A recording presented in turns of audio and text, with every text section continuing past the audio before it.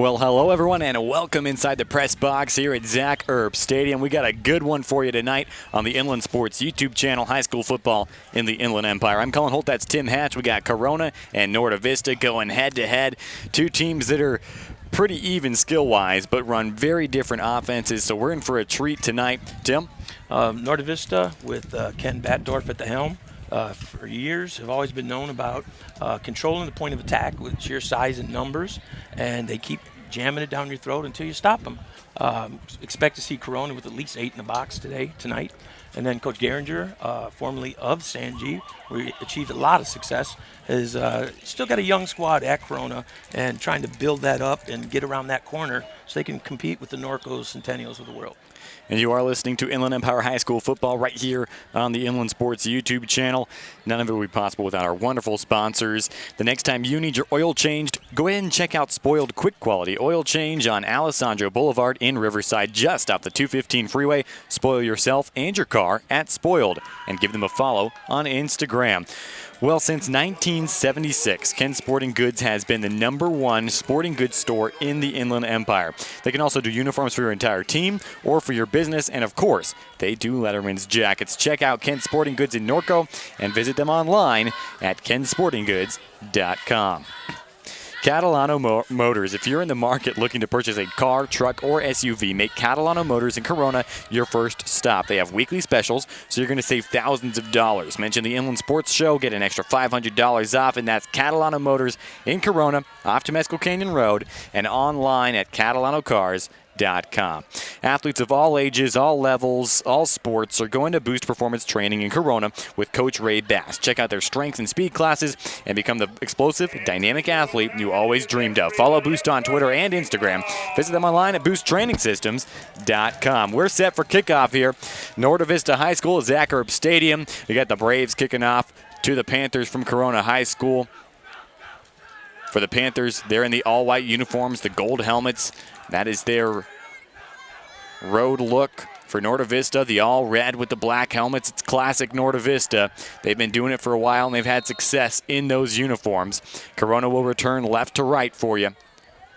And we're set to get things underway from Zach Erb Stadium. One returner back deep for the Panthers. It's a deep kick, and Jordan Miniweather will have a chance to bring this one back for Corona. Right sideline, he runs into a couple of defenders early, gets out near the 30-yard line, and we'll see the Corona offense for the first time tonight. Unlike some other teams, Corona chooses only to put one guy back deep because then you can't kick away from him. He's a sophomore. Expect big things from him as his career goes on, but he's only a sophomore now, 5'8", 150-pound Jordan Miniweather. Xavier Reyero, the starting quarterback for Corona, and we'll see him for the first time this evening. As the Panther offense trots onto the field, they'll have 1st and 10 from their own 29-yard line. And we've been told that Norte Vista's defense rivals the great Norte Vista defenses of the past this year. Well, we're going to see today because they'll be tested by Corona's offense. They split 4 wide. One back set. First snap, Reyero going to pass it.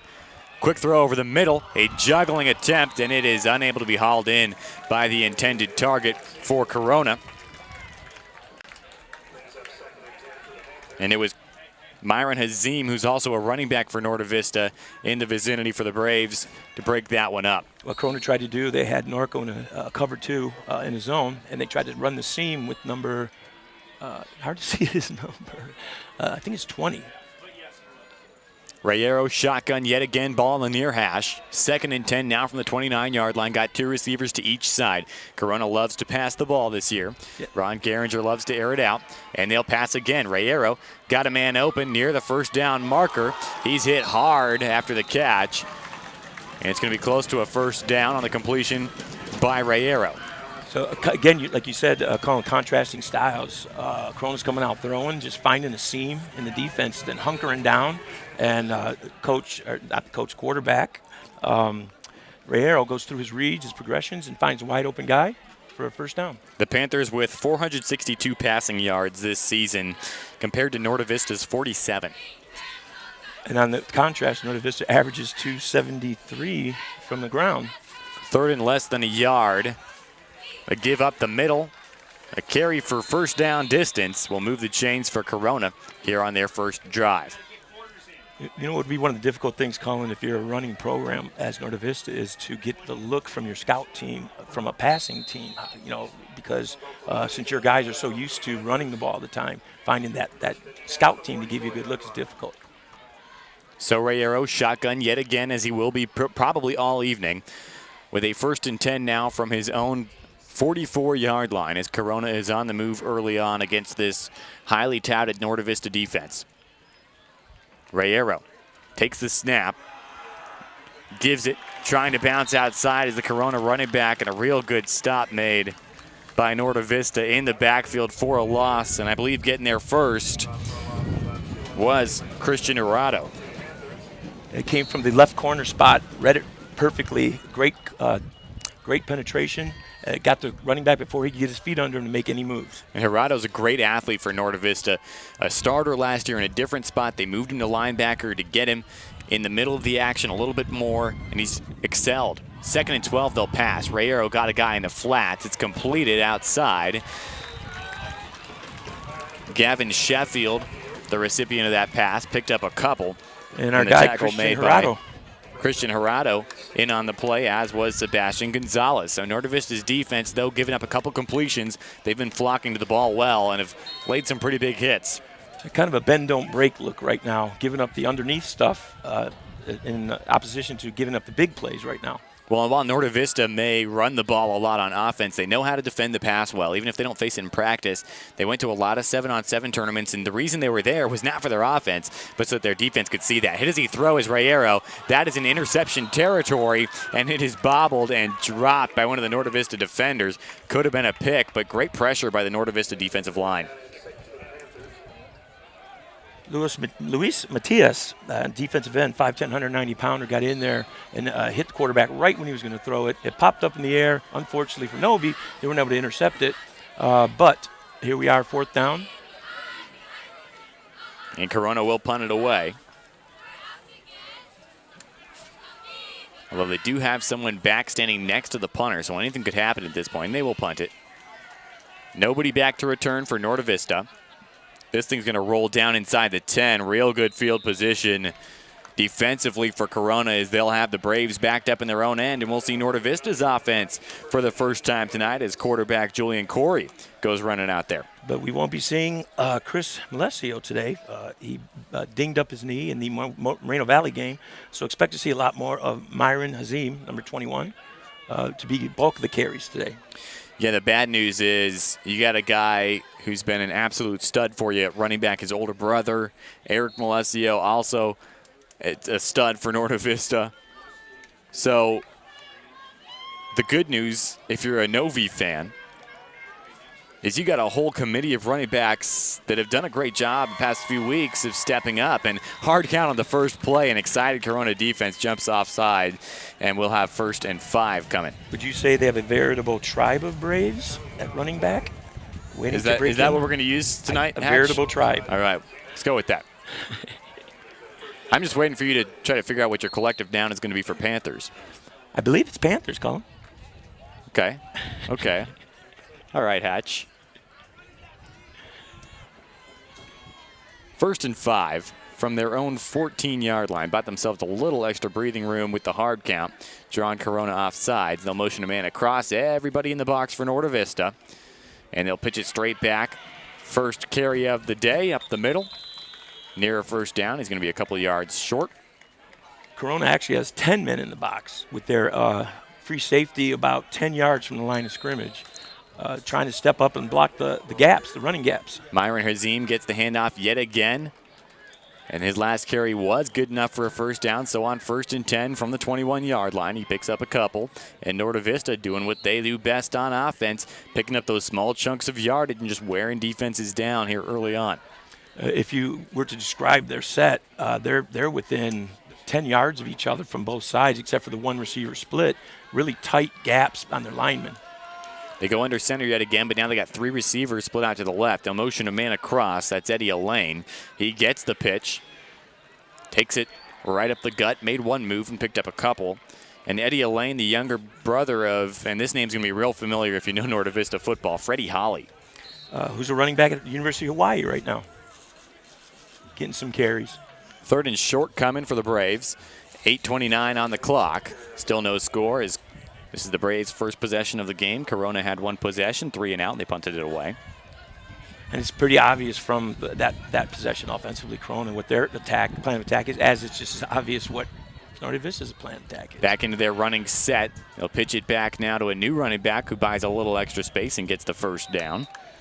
And on the carry for Norte Vista, Jesus Gonzalez, also a strong safety on defense. So 1st and 10 as they move the ball out to the 32-yard line. If you want to become famous and get your name in the record book for a lot of yards, you come to Norte Vista. They've had quite a few guys through the years, going all the way back to 2002, 2003. Cesar Murillo, over 3,000 yards.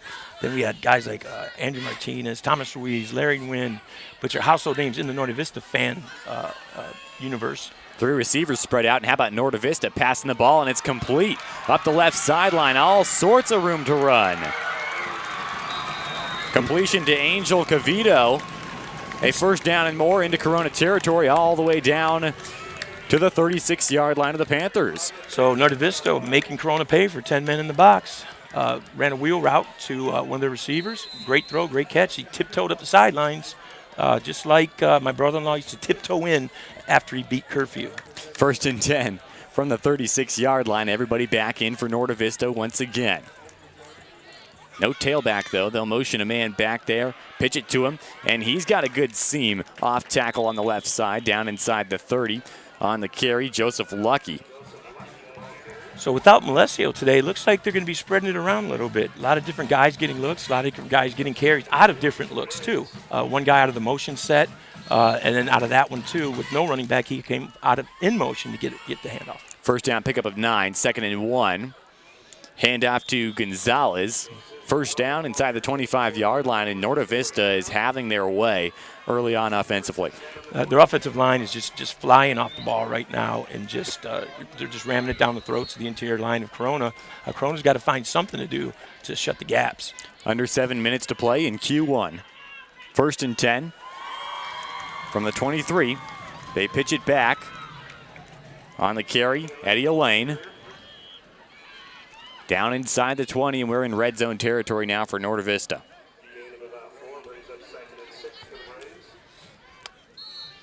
So 2nd and manageable, 2nd and 6 to be exact, from the 19-yard line. Their linebacker for Corona, number 42, Robert Munoz, is going to have to step up. He stepped up on the last play, but he's going to have to come up and start creeping a little bit more because the interior linemen are being tied up. Gain of just 1 play for Norte Vista.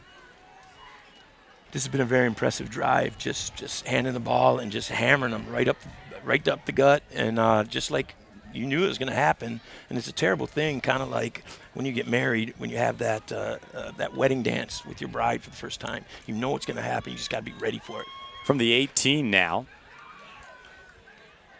Good misdirection for Norte Vista, but Corona wasn't fooled. And that play picks up maybe 1 or 2 for the Braves to bring up 3rd down. On the play to Joseph Lucky. Some of the things that offensive lines can do to disrupt things. Right now, Corona's using a 5-man front with 4 linebackers and then 2 deep, 2 safeties. In case they run another receiver out, they could submarine. They could just hit the gaps and just dive to close the gaps. Just different things they could do to disrupt the rhythm. Hard count for Norte Vista. Corona doesn't jump, so Ken Batdorf will call the timeout for the Braves. And how about Ken Batdorf? Like you said, he's really a staple as far as Norte Vista is concerned in Inland Empire coaching. 25th season, he's got an overall record of 160 and 117 coming into this season. And one thing that I could say about Coach Batdorf, because I used to work here at Norte Vista, and we're friends, still friends, is that he takes care of the kids, and not about the wins, losses, but taking care of kids that you'll hear at halftime about a scholarship fund that his family has started for students at Norte Vista, not just football kids. But one of his biggest things is a big heart for the kids, making sure that they're taken care of. If a kid doesn't have money for a spirit pack, he takes them to a job, and they work and earn the money. So he doesn't give any gifts. He lets them understand responsibility. And Batdorf has established a system at Norte Vista, and if I can kind of inject my own opinion, a system that's been working for them. Oh, yeah, yep. It fits their clientele perfectly. They've got big, beefy linemen. They hit the weight room hard. They buy in. The players that come here know what they're getting into.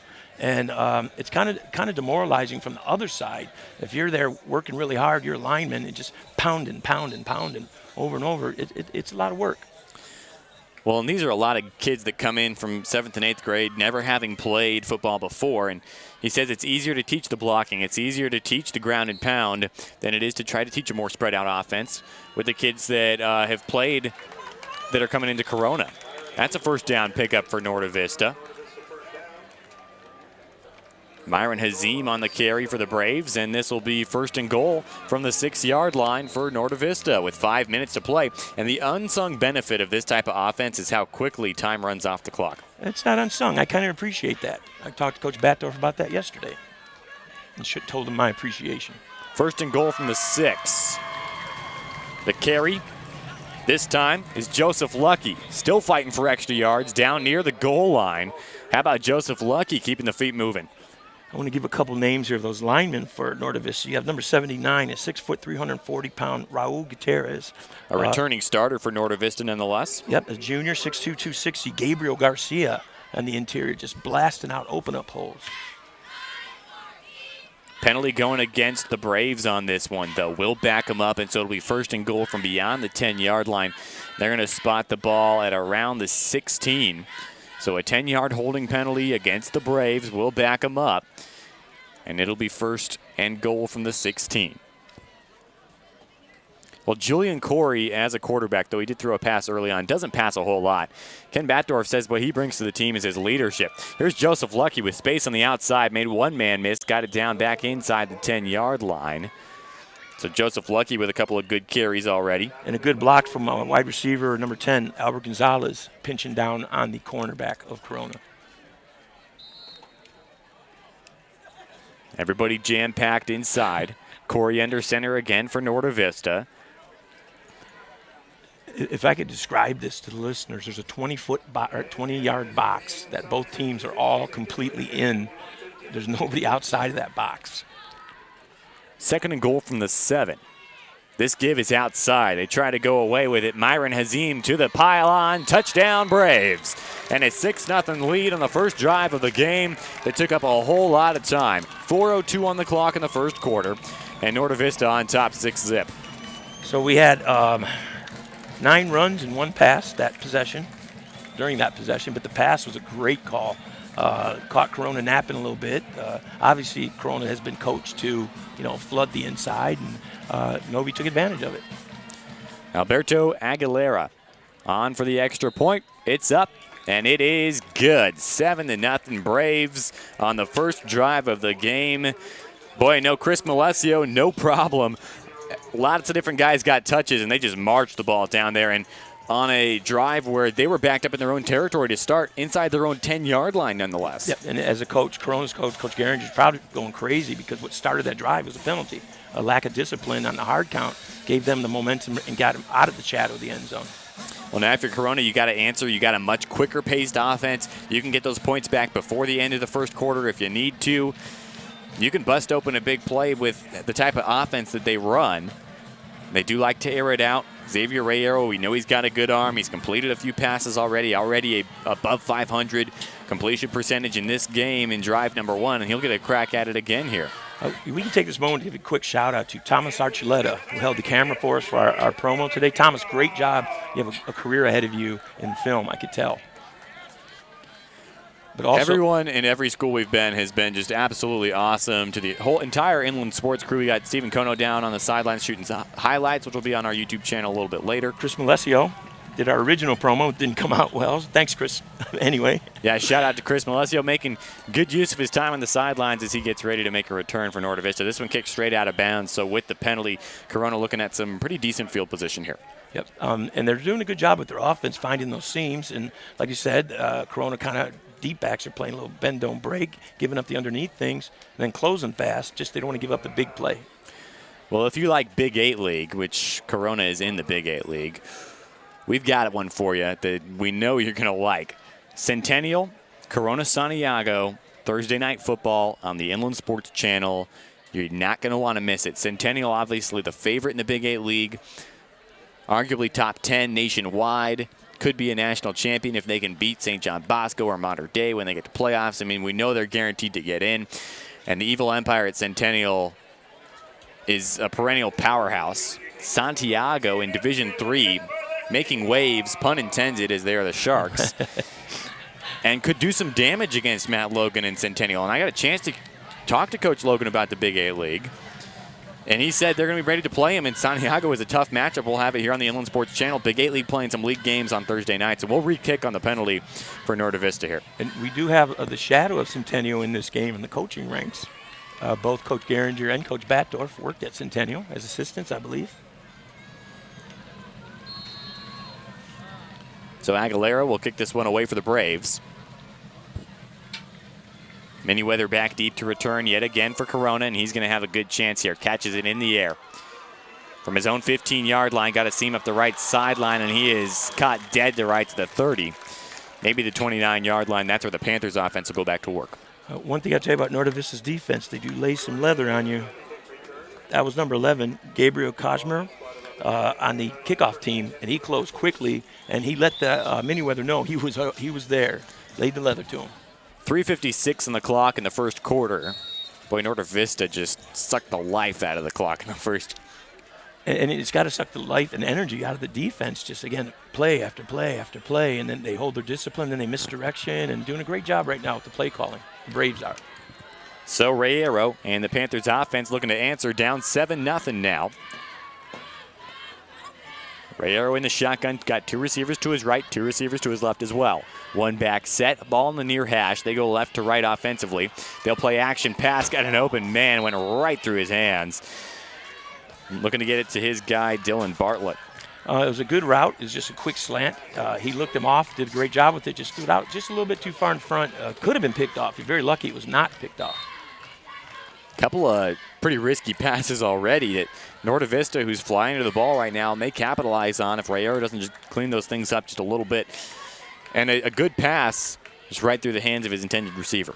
And some things Corona could do to make Norte Vista pay for their attack on the ball would be some screens, some bubble routes. Shotgun, Rayero dumps it off to Bartlett out of the backfield. Got back to the line of scrimmage. And there you go again. Corner closed quickly for Norte Vista. On the attack, got nothing out of that play, even though it was completed. Going to officially be a loss of 1. So this will be a 2nd and 11 from their own 28-yard line. And Coach Geringer took the time before the game to show me a quick snapshot of the Corona field. Have you seen that? I have. The red and gray is a different look. And he's trying to give his kids something to hang their hats onto. New uniforms, new field, new tradition. He wants to get things started in that direction. They'll throw again. Rayero in trouble. He goes down. Ball came out, but he was already down, and heck of a job by Angel Cavito. Just hammered the running back Dylan Bartlett to get to the QB. That was a one-man show by Cavito, and a huge second down sack. Will bring up 3rd and extra long. He was picked up correctly by the running back. He just blew right over him like he wasn't even there. Great rush. Excuse me, that was a 3rd down play, so even more important for the Norte Vista defense. Will bring up 4th down, and Corona will punt it away. Once again, Norte Vista, nobody back to return this punt. This one's kicked straight up in the air, veering towards the Norte Vista sideline. And good position would be, to put it mildly, for Norte Vista on this play. And that's coming off of a punt for Corona that pinned Norte Vista inside their own 10. Now a punt that puts Norte Vista with 1st and 10 from around the Corona 30-yard line. It's going to be right on the 30. And Novi's offense comes on the field with a little pep in their step, ready to roll, excited because they had their way with the first drive. And let's see if Corona made any adjustments here. Still with a 5-man front. 2:19 to play. Braves up 7-0 on the Inland Sports YouTube channel. Inland Sports Radio, high school football broadcast. They break the huddle. Corey under center, got 2 receivers to each side. They'll pitch it. This is Joseph Lucky around the right side. He hits a seam, walks in, touchdown Braves. Joseph Lucky And just like that, it's 13-0 Norte Vista. I can't say enough about Novi's offensive line just blowing holes open. And one of the problems when you play 10 guys in the box, if something busts outside, your safety better be in the area to cover it. And he just couldn't get over there fast enough and went untouched to the end zone. So Joseph Lucky, a junior, 6'1", 185. Extra point by Aguilar. It's good as well. 14-0. Norte Vista's offense running on all cylinders. Absolutely, and they gave a different look that time too. 2 wide receivers, and then that makes you adjust defensively because you've got 10 in the box. Now you got to bring another guy out of the box to match up, and that left that hole open on that side. Great run, great read. And look who's on the Braves sideline, dancing, celebrating with his teammates, engaged in the game. Chris Malesio. Oh, absolutely. He's got great leadership qualities. He's not moping, not pouting. He's cheering for his guys. I see him talking on the sideline to the guys when they come out, helping them with their reads and adjustments. Good kid. So Aguilar will kick it off from the 40-yard line. 2 minutes, 11 seconds, and Norte Vista's first drive took up a majority of the first quarter. That drive, 1 play. And we talk about the big play capability of the Corona offense. The running backs from Novi with that 10 guys in the box play by Corona, they had that capability too. Once they get past the first wave, could be all the way to the house just like that was. This looks like a personal foul going against Corona that would have been after the play because the ball just got moved up to the 45-yard line. And this brings up some interesting strategy questions. I mean, you're in the territory where you could onside kick, and it wouldn't be the worst thing in the world if you didn't get it. You don't want to maybe kick it through the back of the end zone. Maybe if you can get a loose ball, maybe you just boot it through the end zone, take the touchback. Maybe you pooch kick and try to get there. There's all sorts of options now with the 15 extra yards. We'll see what they do. Aguilar will pop it up in the air, trying to drop it at about the 1-yard line. Instead, it's in the end zone, and it will be a touchback for Corona. They'll start at their own 20. I think at this point, Novi really would like to keep Corona on their heels because they're just getting shot after shot, and they've got to find an answer here offensively, get some continuity going. So 1st and 10 from their own 20. Xavier Reyero, who's looked pretty good throwing the ball early on, but has yet to create a sustained drive as the quarterback for Corona, will get his 3rd shot of the evening. And if we can do another shout out up here in the booth, we have the effervescent Keala Hughes on the clock for Norte Vista, and on the mic, the legendary Tim Hively, the voice from above. 1st and 10 from the 20. Corona will with the ball in the middle of the field. They trail 14-0 with 2:11 left in the first quarter. 3 receivers spread out wide to the right of Reyero. Got a running back with him. And they'll hand it off to him. Zone play. Nothing doing on the give to Dylan Bartlett. And what a play by Norte Vista defensively. Certainly looks like Albert Gomez was back there. Actually give that tackle to Gilbert Garcia. He got there just as the running back got the ball. There was no place to go, no chance for the running back to get any kind of head of steam or momentum going in a forward direction. Garcia, a 2-year starting linebacker for Norte Vista. That's a loss of 5. 2nd and 15 from their own 15-yard line for Corona. They got trips to the near side. Reyero steps up and got a man open, but he overthrows him on that far sideline. Bring up 3rd and long for the Panthers. Rayero's been under pressure every play. I can't remember, maybe the first play of the game where he didn't have a lot of pressure and he got a clean throw off, but every throw he's had to throw it with somebody in his face or around him. So Novi's doing a great job applying the pressure and making him throw it earlier than he would want to, and therefore inaccurately. 1:33 to go. Novi with a 2-touchdown advantage. 3rd and 15 for Corona. 2 receivers to each side. They go doubles, even set with a 1 back. Well, if you're Norte Vista here, they're linemen, and if they run any stunts or blitzes up front, they can just pin their ears back and just get a running start at Reyero. Reyero tries to step up and buy extra time. Now he's in running quarterback territory. He's going to tuck it. Got a long way to go to get a 1st down. Steps out at about the 25-yard line. Looks like it's going to be another punt from the Panthers. And a late flag coming as Reyero was running out of bounds. And I don't know if he was aware where the marker was. If he had just kept going a couple more steps, he could have got that 1st down. He was about 4 yards short when he went out of bounds, but let's see what the penalty is. Well, if this is a late hit out of bounds against Norte Vista, that's going to make Ken Batdorf lose a night of sleep.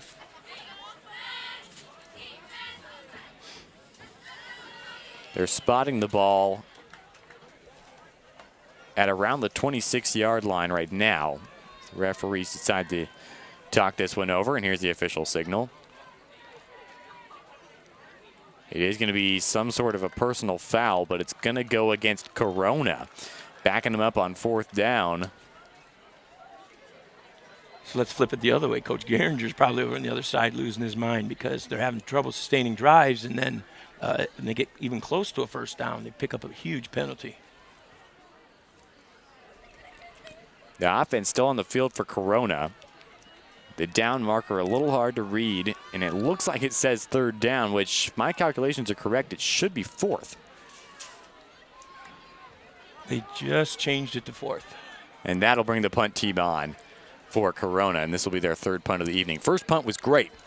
Pinned Norte Vista inside their own 10. That drive resulted in a touchdown. Next punt, not so great. Norte Vista took over at the Corona 30. That drive, one play, resulted in a touchdown from Joseph Lucky. And special teams and field position, cannot stress the importance of that enough. Much better punt. This will hit and take a Norte Vista bounce back towards the Corona 45-yard line. And they'll spot it at the 44. 1st and 10 there for the Norte Vista offense. Got a couple different guys with touchdowns. Chris Malesio out. Well, give the ball to somebody else. They'll still score. Going into this game, Alessio had 4 rushing touchdowns, and Myron Hazim had 5. And today, Hazim scored the first one, correct? Yeah, Hazim and then Lucky are the 2 touchdown recipients for Norte Vista, up 14-0 with 1:17 on the clock. 1st and 10, Julian Corey under center. Has only thrown the ball 15 times coming into this game. Now he's got trips to his left as the ball is near the far hash.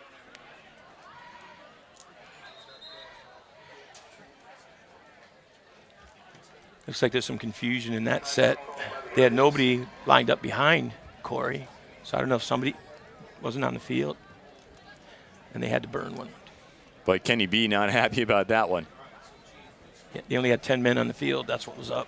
So forcing them to burn a timeout. Yes, he's not happy, and I'm sure that the young man who was supposed to be out on the field will hear about it at halftime, if not before. That's the 2nd timeout of this first half for Norte Vista, so 1:17 on the clock. We'll take a short break, and the Braves offense will head back out there on top 14-0 over Corona High School. Well, the Panthers enter tonight's matchup with a record of 2-2. Haven't played a Big 8 League game yet. They play in Division 5. Norte Vista, 2-1. They play in Division 9 in the River Valley League, which, of course, well-publicized a wacky 5-way tie back in 2017. Here we are in 2018, and Norte Vista with a trips formation. So obviously things are changing as the years go by. This is a real good run for Eddie Elaine out near the 1st down marker as he reversed the field and cut all the way back across. And he showed some great missability there as they went to tackle him low. He hopped over the would-be tackler, then turned on the jets and headed upfield. So does Eddie Elaine go on the Missability Award watch list for tonight? Absolutely, especially with a move like that. Under a minute to play in Q1. Corey, handoff. Lots of room to run for Norte Vista on the left sideline. Still on his feet and finally brought down is Myron Hazim. Jesus Gonzalez on the carry for Norte Vista, I believe. Everybody that they put out there, though, runs very hard, downhill, north-south. They don't fool around. They don't waste motion. They've been coached very well, and they're all part of that system you talked about. Guys, they can roll guys in because they all play the right way. Different package here for Norte Vista. They'll bring everybody back inside and into the tackle box. Julian Corey under center. Got 2 backs behind him. He'll pitch it to Hazim right through the B gap. 1st down near the 10-yard line for Norte Vista. And it's going to be 1st and 10 right at the 10. We'll see if they leave the chains out there or if this is going to be considered 1st and goal. And it is considered 1st and goal. Norte Vista lines up quickly. They'll pitch it to the running back. Looks like Hazim. Yep. Up the middle again. Down near the goal line, maybe a yard or 2 short. About 20 seconds to go in the 1st quarter. I can't say enough about the offensive line for Norte Vista. The previous play, number 55, Anthony Pinto, pulled and led the way to clear out a hole for the running back, and a huge hole. I could run through those holes, Colin. Not quickly, but I'd get through. Absolutely would. Plenty of time. The first quarter will come to a close, 14-0 Norte Vista, and they'll have second and goal in real good position, knocking on the door of their third touchdown tonight as we flip the field, and they'll be over on the right side of things going towards that end zone here at Zach Erb Stadium. What a job by Ken Batdorf and his system running exactly how it should in the first quarter. And as an opposing team, when they watch film or they scout, they have to put a game plan out to their guys that they have to sell and say, if we do this, we're going to win. If we do that, we're going to win. Corona has to stop the run. They've got to stop that massive attack at the point of attack. And right now, they're not getting it done because Novi is just flying off the ball. That's got to be demoralizing. You're like, Coach, you told us if we, and then the coach has to say, well, you're not doing it. And they got to have an answer, some type of counter to this. When I was in high school, we played this team that was ranked 1 or 2 in the state. We couldn't play with them. So our coach had our linemen go on all fours and just dive into every hole, every play, just to plug the holes. It's called submarine. And, of course, we got our butts kicked, but for about 2 quarters, we felt like we were making a difference in playing with them. So Corona's got to come up with some type of scheme, something different right now. Second and goal from right about the 2-yard line for Norte Vista. Everybody in the box. I formation. Got Julian Corey under center. The pitch. Straight back. Into the end zone. Touchdown, Eddie Elaine. And it's 20-0 Norte Vista. Again, the offensive line led by Adon Rodriguez, Ethan Bradley, Gabriel Garcia, Joel Quintana, just blowing huge holes up. And just there's no defender touching the running back to at least 3-4 yards past the line of scrimmage. 20-0. Aguilar, extra point, pops it up and through. 21-0. Boy, how about these Braves? You know, Colin, back in 2002, 2003, I was fortunate to spend some time here on the staff of Norte Vista with Coach Batdorf. And there's something I can tell you. I was the quarterback coach. And what was unique was our quarterbacks had to know how to block. That was one of our things, our drills we had to do every day, the footwork and pitching to the running back and leading through the hole. So not only do you have the lineman leading the way, you have the fullback or other running back, and then you have the quarterback just bang, bang, bang, just pounding through the same gap. And the quarterbacks have to know how to block. They got to be tough in this system. Corona now going right to left. Back deep to return, Jordan Miniweather. He's got a couple of shots already. He's got good speed, 0 to 60 real quick for him, but not a whole lot of blocking in front of him.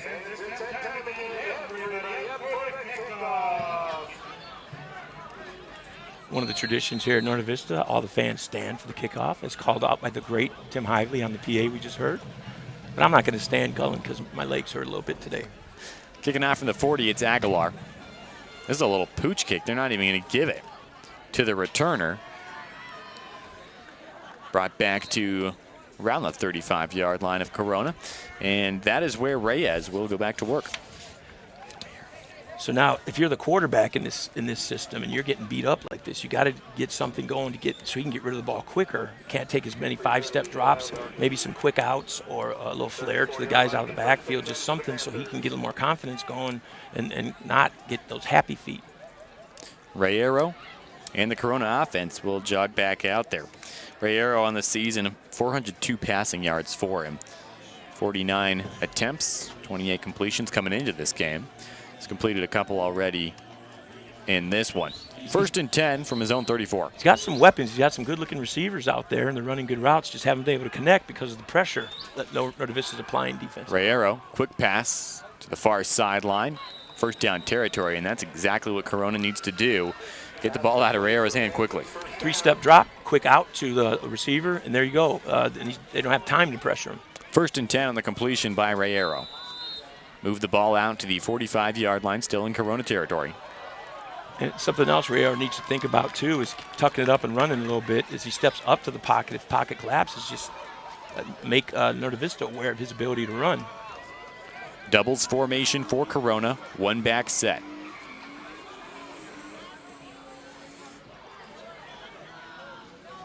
Rayero tries to hand it off, and about the same time that he handed it off to Dylan Bartlett, there were about 4 red jerseys in the backfield already. They tried to do a zone read there, and he didn't have time to read it because, as you said, they were just outnumbered in the backfield. They're lucky they didn't turn the ball over there. From the 42-yard line, this will be 2nd and 13. And I see the Corona running back exhorting the offensive lineman from Corona to step up and make plays because if you're a running back and you get hit as the ball arrives, it could hurt a little bit. Rayero, shotgun set again. Play action, quick pass, just got it off. Gets down to Keon Gibson. Little room to run into Norte Vista territory. Could be a face mask, though, as he put that stiff arm out. Never wrapped the fingers around, though. According to the referee, he's near the first down. Is it enough to move the chains? Oh, it's going to be close.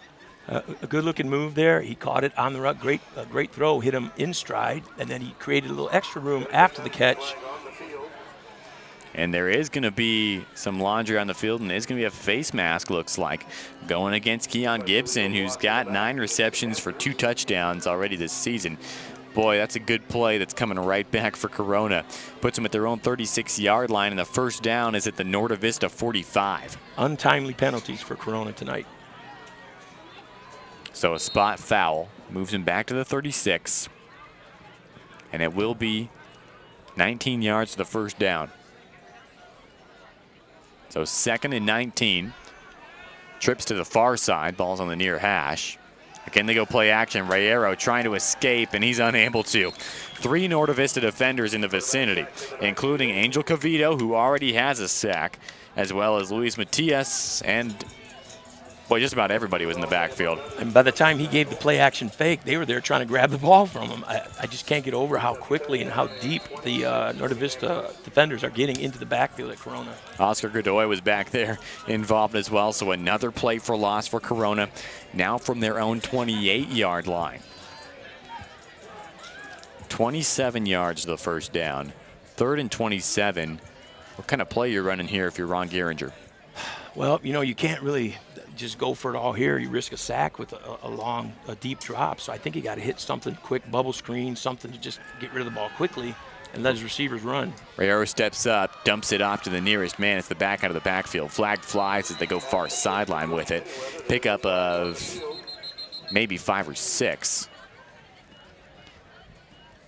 Not going to be enough for a first down. We'll see what the flag is in the vicinity of holding, so we can expect a punt if Norte Vista were to decline, but that's all speculation at this point.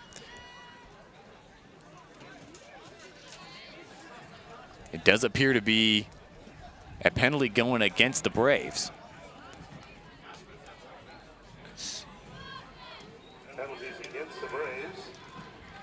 And this is going to be a long one. I didn't see what the signal was, so I'm not sure what the exact penalty is going against Norte Vista, but that's a big one. Moves the ball out to the 49-yard line. So you go from 3rd and 27 now to a much more manageable 3rd and 6 from their own 49. I think it might have been roughing the passer. As he get rid of the ball, he was swarmed over again.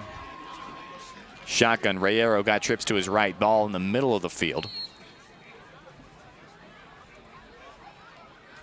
Snap. Rayero got a little time to work with.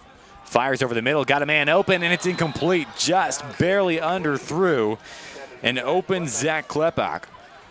It was a great route. It was a post route that he started out on a slant and turned upfield. Ball was just delivered a little bit out of his reach. But this is where the quarterback is rushing because he's used to getting hit, and he's not being comfortable getting his feet set. And it is going to be 4th down. Corona with the offense still on the field in a 4th and 6 situation from their own 49-yard line.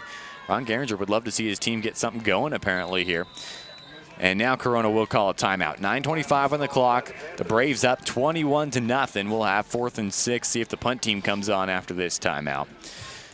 But for Norte Vista, let's talk about their defense a little bit. And Ken Batdorf has been real quick to praise Andy Martinez, who comes over from as the linebacker coach at Hillcrest last season. Comes here, takes over the Norte Vista defense.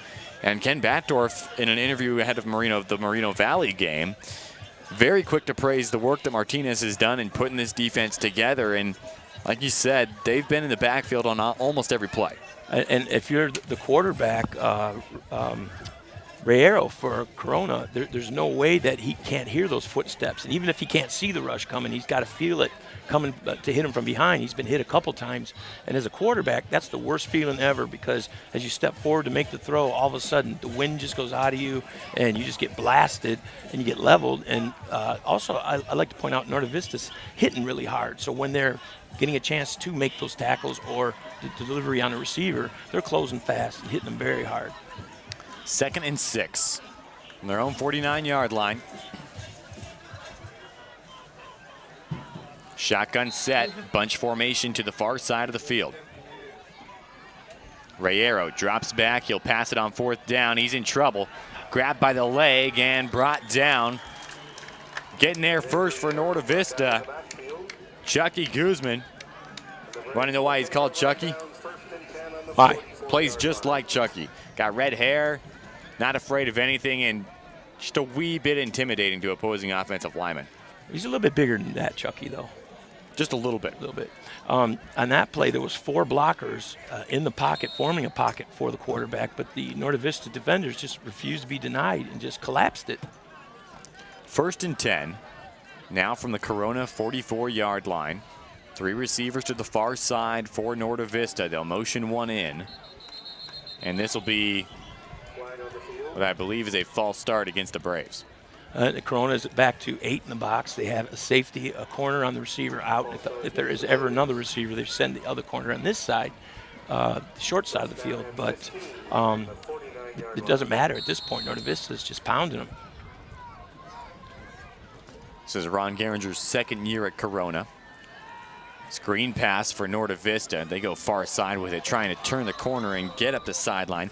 Tiptoeing his way is Sebastian Gonzalez. Good pickup on 1st down. 1st and 15 nonetheless for Norte Vista. Get that lost yardage back and move the ball to the 40-yard line. So they've thrown 2 passes today, and both have been successful because of the running attack up the middle, forcing Corona to respect that, and then they get the outside because the defensive linemen are all packed in. Got to be frustrating for Corona's players, especially. 2nd and 6 now from the 40 for Norte Vista. Back to their tight package. They flip it back. That's Gonzalez. Got a seam up the middle. Still on his feet. Beats everybody. 10, 5. Touchdown Braves. 27-zip. Boy, how about Sebastian Gonzalez?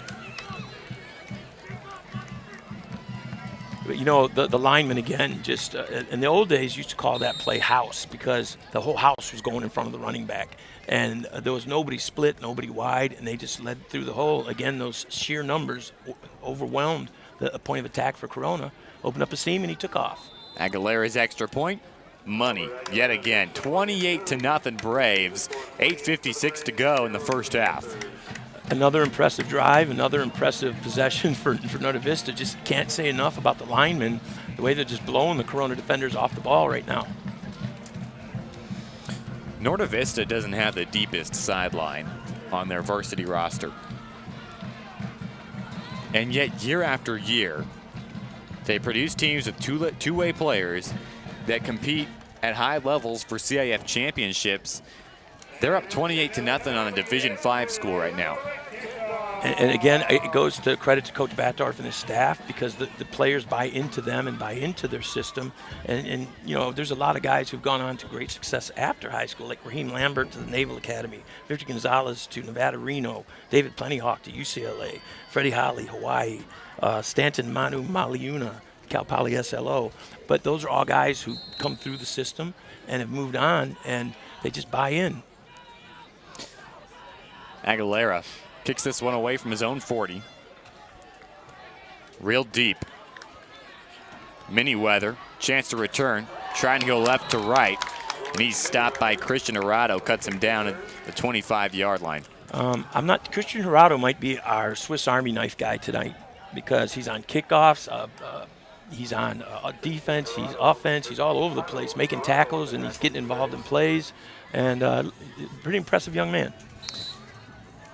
I haven't achieved what they call expert status in the high school football realm, I believe those are reserved for guys like Matt Logan, Pep Fernandez, maybe Jeff Gorham. I'm not sure if he passes that test yet, but there are guys that are experts. I'm no expert, but I have seen a lot of high school football, especially in the Inland Empire, and I wouldn't have told you that this was going to be the score right now.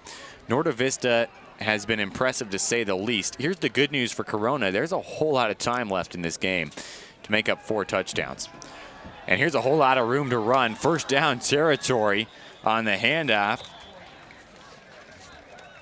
Out to the 40-yard line, carried by what looked like Dylan Bartlett. The best offensive play they've ran all day. Their line jumped off. They got off the ball with a great start. They blew a hole open on the left, or correct the right side, and running back squirted through. Best play they've ran by far all day. 8:35 on the clock. They trailed 28-0. Doubles is the formation. One back set. They'll give it to Bartlett. He makes one man miss, but he's still going to be brought down for a loss. On that play, Norte Vista blitzed their middle linebacker. They have a 3-man front. The linemen were worried about the defensive lineman that created a hole, and even though he didn't make the tackle, the linebacker blitzed and created some havoc back there, which led to the tackle. So again, even though Norte Vista's guys might not get the credit for that, but just they're blowing every play up right now. Loss of 2 yards. Bring up 2nd and 12 from their own 37. Play action pass. They get it out to Gibson. Some running room for him out near midfield and also near that first down marker. It's going to be close, and they'll spot it right around where the chains would be moving. Not going to be enough. A few inches short as they spot it just in front of the 48-yard line of Corona. That's the type of plays that Corona needs to stay with, the quick drops, quick outs, just so he can get rid of the ball and take away from that rush that Norte Vista's applying. Ball on the near hash. Essentially a one-on-one matchup at the top of the field for Corona. Rayero play action, they'll go that way. Little hook route on the outside. Stiff arm, unable to get out of the tackle, but enough to go into Norte Vista territory and pick up the first down on the pass from Rayero. So he used some play action to free up some time, and then he, again, 3 steps, not going to that 5-step or 7-step drop that they were using earlier because it just the penetration was too much from Norte Vista. Gavin Sheffield on the reception. Puts the ball now into Norte Vista territory at the 46-yard line. 1st and 10 for Corona. Still on the far hash is the ball. 2 receivers to the left, 1 to the right for Rayero, and now Corona will take another timeout. 6:43 on the clock, 28 zip in favor of Norte Vista. But, you know, using the timeout there because they were in a rhythm. They just had their best succession of plays since the game has started, and having to burn one there, that sometimes that takes the momentum away because the guys were firing off the ball, they were getting to their blocks quickly, and that might be a break for Norte Vista to catch their breath and say, okay, look, what's happening? Let's fix it right now. But I really believe Corona needs to stay with those shorter drops and quicker quick releases for the quarterback. 6 minutes, 43 seconds, been all Novi so far, but Corona putting together their first, which right now we can call it a sustained drive, but we'll see, of the evening. You know, speaking of fields earlier, I was talking about Corona. Look at this field. This might be the last grass field left in the area that I know of, and it's a district field. So Hillcrest plays here, La Sierra plays here. So 3 teams share this field. Look at the grass now. In the next couple weeks, it'll be pretty brown out there. Some patches starting to show up, but think about that. There's no grass fields left. They are a rare breed, and Corona not only doesn't have a grass field, theirs is red and gray. How must that feel on your feet during the summer? Oh, that's terrible. It's really hot. It makes the temperature, ambient temperature. Corona going for it all. A one-handed attempt. He almost hauled that in. I believe that's Sheffield on the far side. An incredible attempt. That was an Odell Beckham Jr. look with one hand. As he extended, he couldn't have reached any further for that. Well defended, though. Well defended. From the 46-yard line in Norte Vista territory for the Panthers. The band is getting set for halftime performance here. Under 7 minutes to go till the halftime horn sounds. I was going to start keeping track of pass to run for both teams for ratios, but it's been tough because for Corona, he's been sacked a few times. So I'm trying to put that under the pass attempts, but I know statistically that would be runs. Pretty heavy on the pass side for Corona so far. Run to the near side. This is Sheffield getting it on the carry out near the 40-yard line. On the second down play, we'll bring up 3rd and 5. Now 3rd and 4 from the 40-yard line. Very smart play because they brought Sheffield in motion and handed it to him on the jet sweep that way, because now that created a mismatch for Norte Vista defensively, because another guy had to pick him up as he came through. 3rd and 4. Some personnel changes coming for Corona here.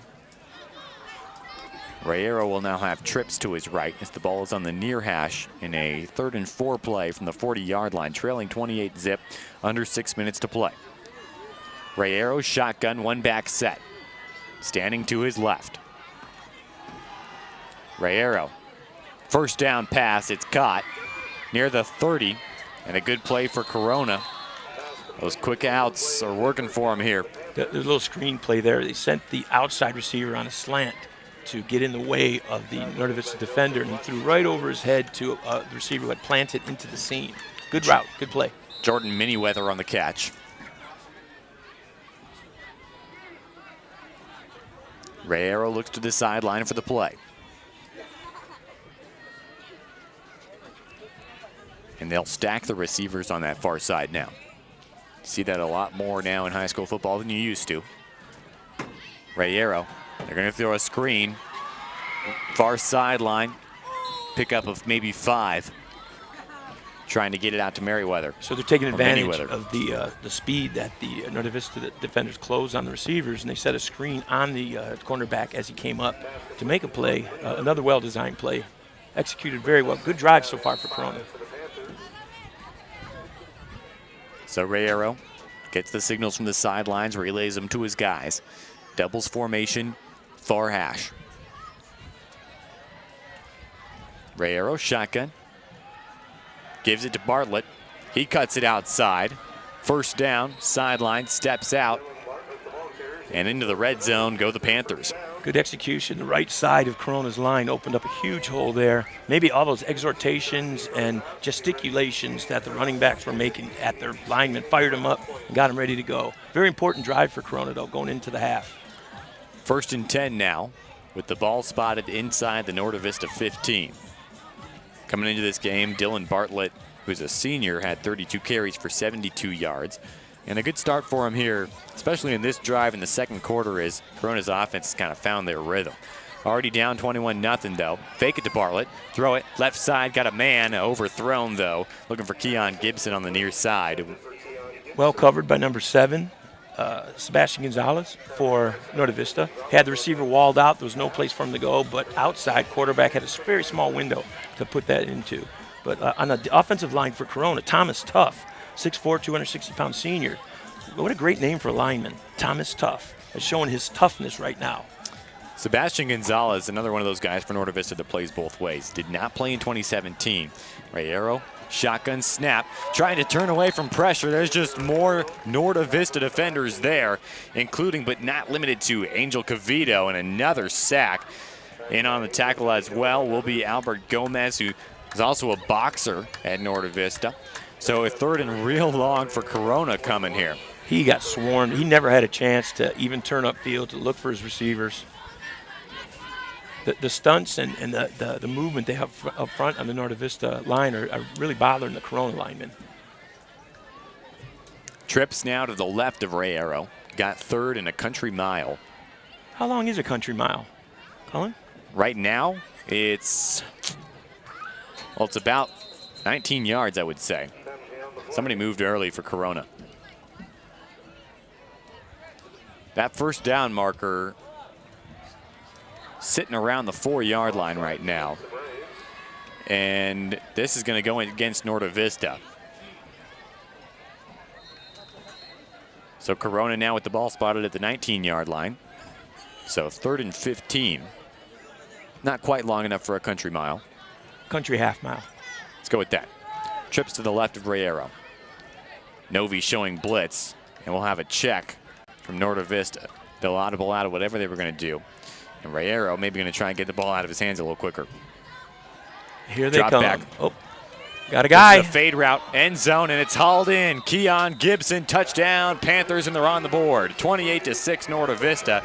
Keon Gibson just had an opportunity working against Sebastian Gonzalez. Didn't quite get it, but he comes through on that one. Second quarter, 3:21 on the clock, and it's a 22-point game. So Riero, I think, saw something he liked better than what had been called in. They checked off, and they caught number 21, Keon Gibson, who's very impressive as a receiver and with yards after the catch, too, on a post corner, isolated one-on-one, great delivery for that Corona touchdown.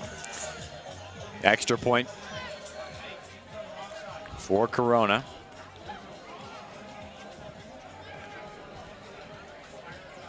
They've kicked a PAT 4 times. They've gone for 2 twice this season. And the offense is out there as if they were going to go for 2 again. And now Ron Gehringer wants to call a timeout on this extra point attempt. 28-6 Norte Vista. Under 3.5 to play here in the second quarter. A pretty important extra point here if they do decide to go for 2 and they don't get it. That 28-6, really, with the 22-point spread, makes a bigger difference later if they were to score again.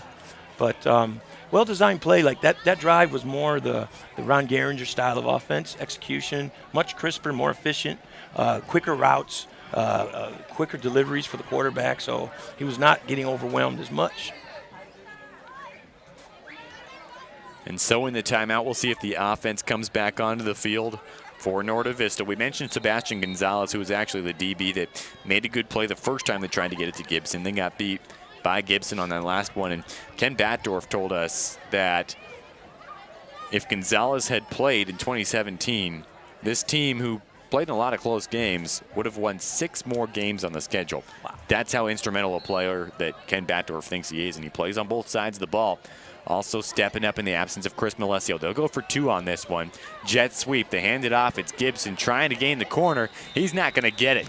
Swarmed by the Novi defense. It's still 28-6. There was at least 8 defenders on that play. And again, Norte Vista very impressive, flying to the ball. 8 hats on the ball and a couple safeties just in case he squirted out. It didn't fool anybody.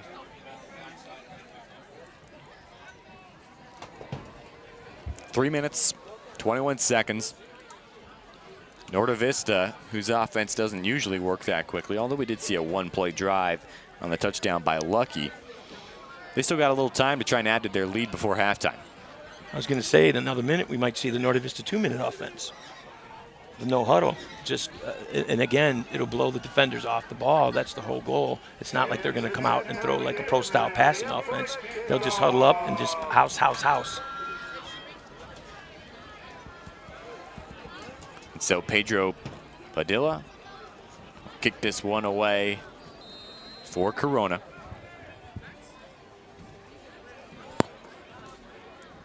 This one's scooped up, bounces, going to be returned from the 20-yard line.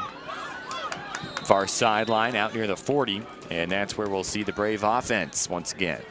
Kind of from a historical point of reference, back in the day, the Norco-Corona battle used to be the epitome of the Mountain View League, the end of the season, fiercest rivalry, because I don't know if you know where Norco got their name. It's from North Corona.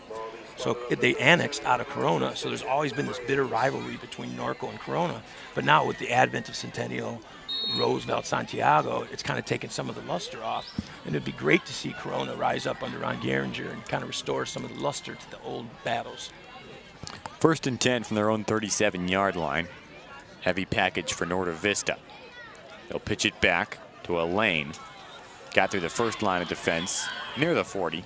Picked up 1 or 2 before he was brought down. On the tackle for Corona. Again, Anthony Pinto, Joel Quintana, Gabriel Garcia, Adan Rodriguez, Ethan Bradley, guys at the Norte Vista up front that are just flying off the ball, blowing holes open for the running backs. Now from the 39-yard line, a pickup of 2 will bring up 2nd and 8 from the near hash. Heavy package again for Norte Vista. They pitch it right back to a lane again. This time he's got a seam, a lane. 1st down and more into Corona territory to the 45-yard line. Boy, they're going right up the gut. So as defenders they fly to that area to fill, there's another blocker and then another blocker, and they just, again, overwhelm you at the point of attack, which creates an opening that the running backs do a nice job of reading. 2.5 till halftime. 28-6 Norte Vista, 1st and 10 from the 45. Julian Corey under center. They pitch it back. This is a lane again, trying to find a seam off tackle left side. Keeps his feet moving. Real good pickup on 1st down. It's going to be a gain of 8, and it'll be 2nd and 2. Again, nothing fancy. Just a pitch, a sweep, or it's not even a toss sweep. It's just a pitch and a straight run led by the quarterback. Corey's a good blocker, too. 2nd and 2. The pitch back, a lane again. 1st down marker and beyond. Moves the chains to the 34-yard line for Corona. Norte Vista's offense firing again.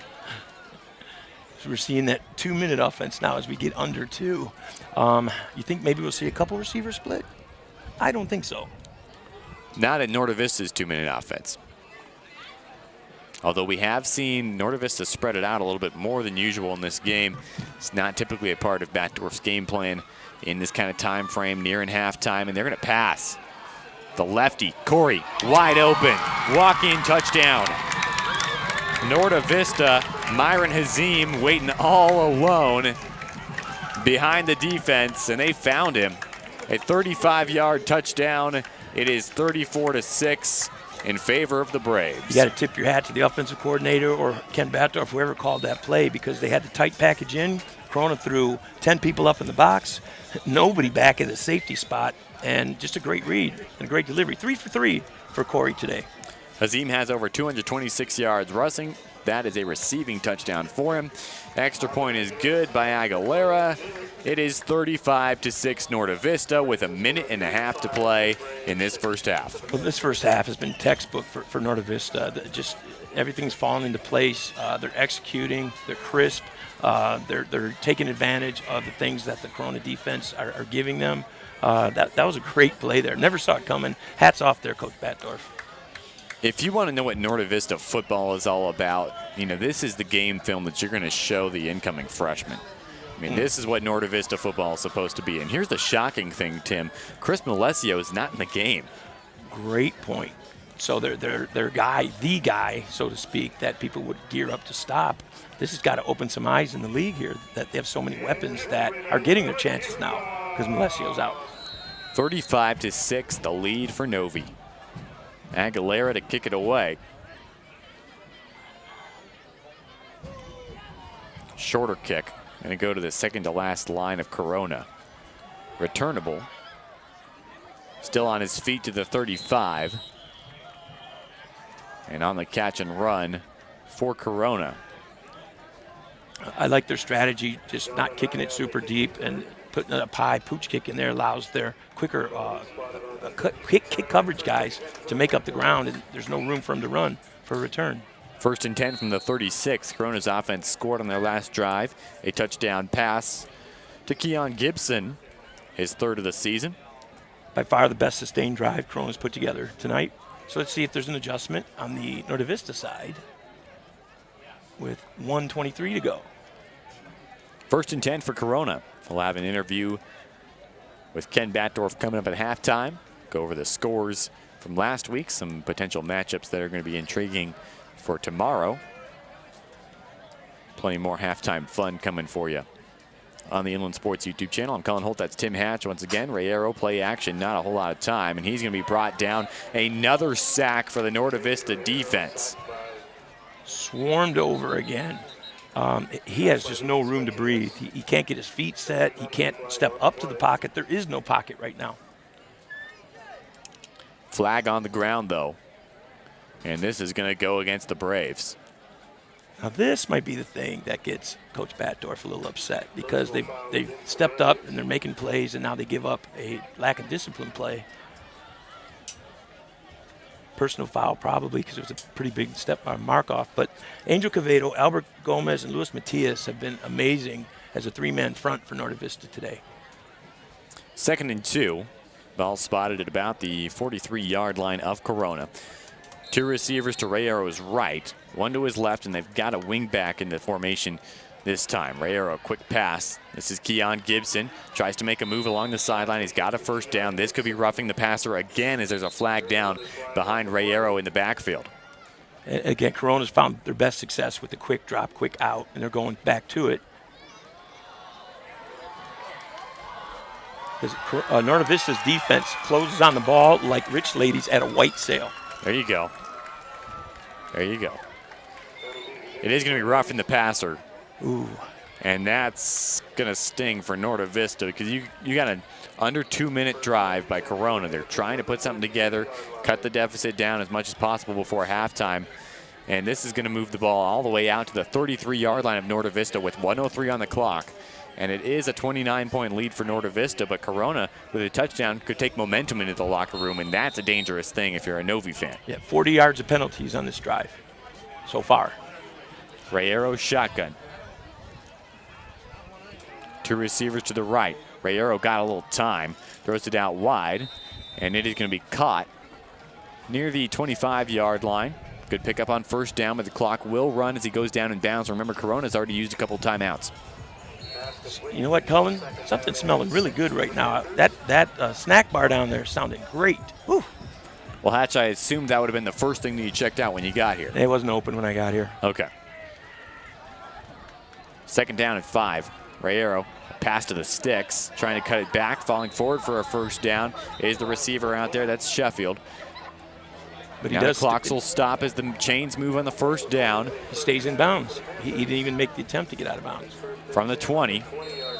And the clock will run, so they got to go quickly. Rayero is going to spike it here, which he does to stop the clock at 23 seconds. 1st and 10 from the 20. You got a couple shots at the end zone maybe here. Right now, Corona's choosing to rush 3 and drop everybody else into a zone coverage. Maybe they come back to a couple blitzes here like they were using earlier with great success. Few good receivers on this Corona roster. Klepek, Gibson, Sheffield, Valdez, who's also played a little quarterback for the Panthers. Norte Vista just substituted number 79, Raul Gutierrez, a 6-foot, 340-pound nose tackle. Whew, got the meat on that hoof there, big fella. Reminded me of my wife's aunt, and not Aunt Sue, different aunt. One in Idaho. She's not listening. Well, she lives in Idaho. I hope she's not listening. She does own a rifle too, so yeah. This will be delay of game against the Panthers. 5-yard penalty. Brings up 1st and 15 from the 25-yard line. You get 23 seconds. And that is something that caused Coach Garinger to go, oh. Rayero pass, got an open receiver, juggling. Did he hang on? Yes, he did. Touchdown, Panthers. What a circus catch on the far side for Corona. I think it was Sheffield. Gavin Sheffield, 116 yards coming into this season. Just had quite the catch. We saw him reach out for that one-handed attempt, almost hung on to it. That time he juggled it from about the 10-yard line into the end zone, hung on for the touchdown. It's 35-12. While he was in the air, that ball touched every part of his body until it ended up in his hands. But great concentration, great athletic play. 15 seconds on the clock until halftime. Rayero in there for the offense for Corona. They're going to go for 2, and they'll pass. Slant route. Got his man. That's Gibson. And they get back the points that they lost on the 2-point conversion that wasn't good, and it's 35-14, 15 seconds before halftime. So now how big are those penalties they had in that last drive? Huge. 40 yards of penalties, 3 penalties called. Coach Batdorf will be blistering some paint in the locker room at halftime. So Norte Vista set to return the kickoff for just the 2nd time this evening. They'll get the ball to start the second half. Now, if you're Corona, do you take a chance on an onside kick here with 15 seconds left and take a shot at the end zone? Because they got some momentum going now. Again, the voice from above, the legendary Tim Hively exhorting the crowd to stand up. A huge crowd here tonight for Norte Vista. Standing room only. The bleachers are just spilling over with people. Padilla with the kickoff, and it is an onside kick, loose ball. Looks like Norte Vista was able to dive on it, though, and they'll take over near the 44-yard line. Now Corona says they have it. Could have been post-mortem, though. Still waiting for the official signal. It does appear that the Braves are going to come away with this one. I believe he ruled them down because a onside kick recovery there would have quieted this huge Norte Vista crowd. Because right now they're part of the momentum. 11 seconds left. It'll be 1st and 10 for Novi. See what they do here. The last few moments of the first half. from their own 43. As a coach here, you don't want to do anything silly because you have the lead, you got a pretty big lead, and you don't want to do anything that could lead to a pick six or a turnover that leads to a quick score. So tight formation, hand it off, and if he breaks it, he breaks it. If not, you go into halftime still up pretty substantially. 1st and 10 from the 43. They'll hand it off. A lane running to his right. That's the first tackle for loss that Corona has had all evening. Absolutely. Took the words right out of my mouth, Cullen Holt. Real good play by Aiden Thomas to end the first half. Norte Vista heads to the locker room up 35-14. Offensively, it was textbook in the first half. Defensively, a couple penalties have kept Corona hanging around. We got a good one, a good second half that is. When we return, we'll talk to Coach Ken Batdorf, or at least we did earlier this week. We'll take a listen to that interview. Talk about some scores, some upcoming matchups, and a whole lot more. You're listening to Inland Empire High School football on the Inland Sports YouTube channel. Tim Hatch, Cullen Holt. We'll be back after this.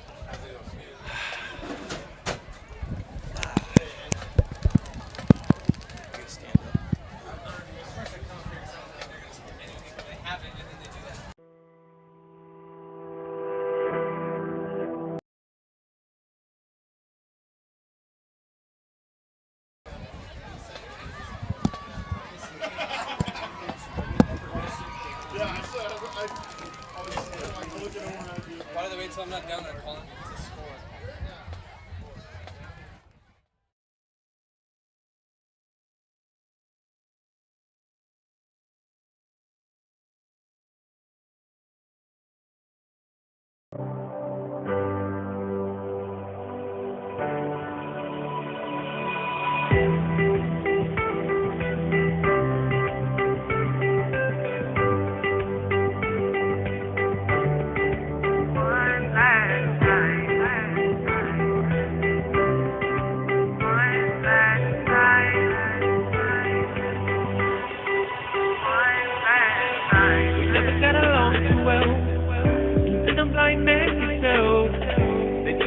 cried for help.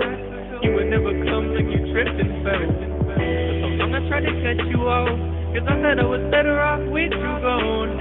But the more time I spent alone, the more I longed for you to call my phone. But you weren't into that. Said I wasn't worth your time, it hurt so bad. I was going to accept that though, and never thought I'd care again, oh no. So here I am in the hospital, holding your hand before you go. I know it's the worst thing I've ever felt, but still I wonder if I should be crying now. Even though we weren't the best, we tried. Whoa. I wonder if you're looking down on me, but tonight I'll just enjoy the ride.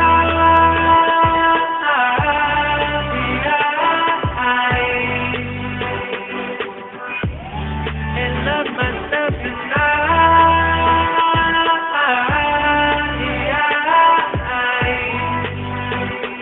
Whoa, without you, life can be something, but I'll pretend like it's not so exhausting, and just enjoy the ride.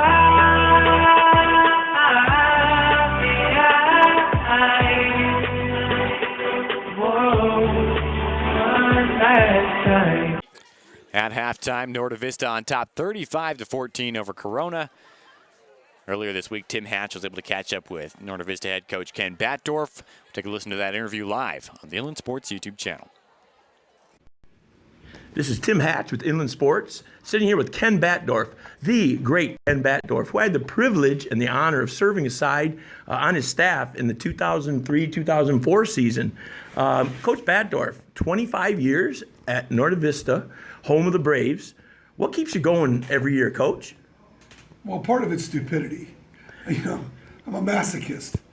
But honestly, it's more than football now. I really feel like I'm trying to make better people.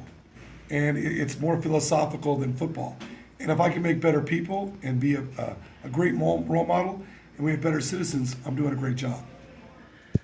Coach, I also heard about a scholarship fund that you guys have for some players here. Can you talk about that for a minute? Well, it's not just for players. My mom passed away, 9 years ago now, and ever since she passed, I've put a scholarship in her name, and I don't like to call it the Coach Batdorf Fund. It's my mom's name, Beverly Eve, and she pushed education. So it's not just for a football player. Initially, we thought that, but I've been giving out about $1,000 for last 8 years, and the last several times it's been to non-football players. Coach, do you have any favorite memories or any certain things that stories that really stick out in your mind? You don't have enough time. I have great memories. I think the best thing is when I get kids that come back. I love winning games. Unfortunately, I don't like losing games. We've done that a lot. When you get a guy that comes back, and Larry Wynn's a teacher on our campus, Ernie Ritchie, he coaches on my staff, but we get guys who I may not have seen in 10 years. Suddenly you see them, and it's like seeing almost a lost child or a lost nephew, a relative, and you get that instant connection. This summer, my wife had a bunch of people over to the house to celebrate my 25th year, and that it wasn't, hey, I'm just happy to see you. I want to know what you're doing. What's going on in your life? Did our football program help you in any way? And when I found out it did, that's what keeps me coming back as well. Okay, I remember having movie days with Ken and Jen Batdorf when I first started teaching here at Norte Vista many, many years ago, when we would go at lunchtime and catch some flicks. What's the best flick you've seen lately, Coach? It's football season, so the only flick I watch is who are we watching? The only thing that really I've got to watch lately is I got to watch the University of Hawaii play, and they got it going on, and Freddie Holly's starting at running back, and he played here and had a tremendous game last week. But no, I don't get to watch movies like I used to. Okay, and I have a favorite memory from here. When I was a JV coach, we had a quarterback named Mark Lopez, and we were winning a game, and we sent in the play was take a knee. I don't know if you remember this, but he told the whole line to take a knee, and he stood up, and the other team just dove over the lineman and just crushed the guy. That's one of my all-time favorite memories when I was at Norte Vista myself. Coach, how are you guys going to be this year? What do you think? Well, we're really young. It's kind of funny you mentioned that. In our first game, we won by 1 point to Sultana, who's a very good football team in my opinion.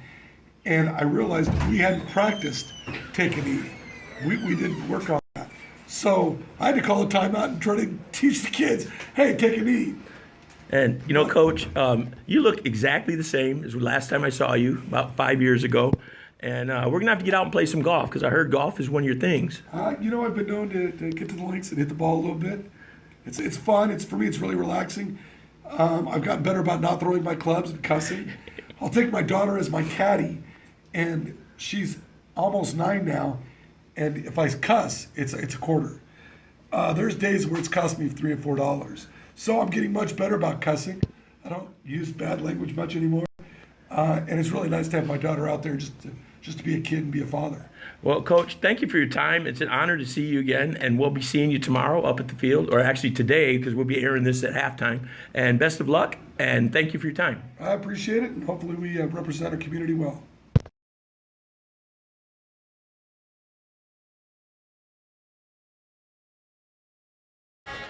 And welcome back inside the press box, Zach Erb Stadium. Tim Hatch and Cullen Holt along with you.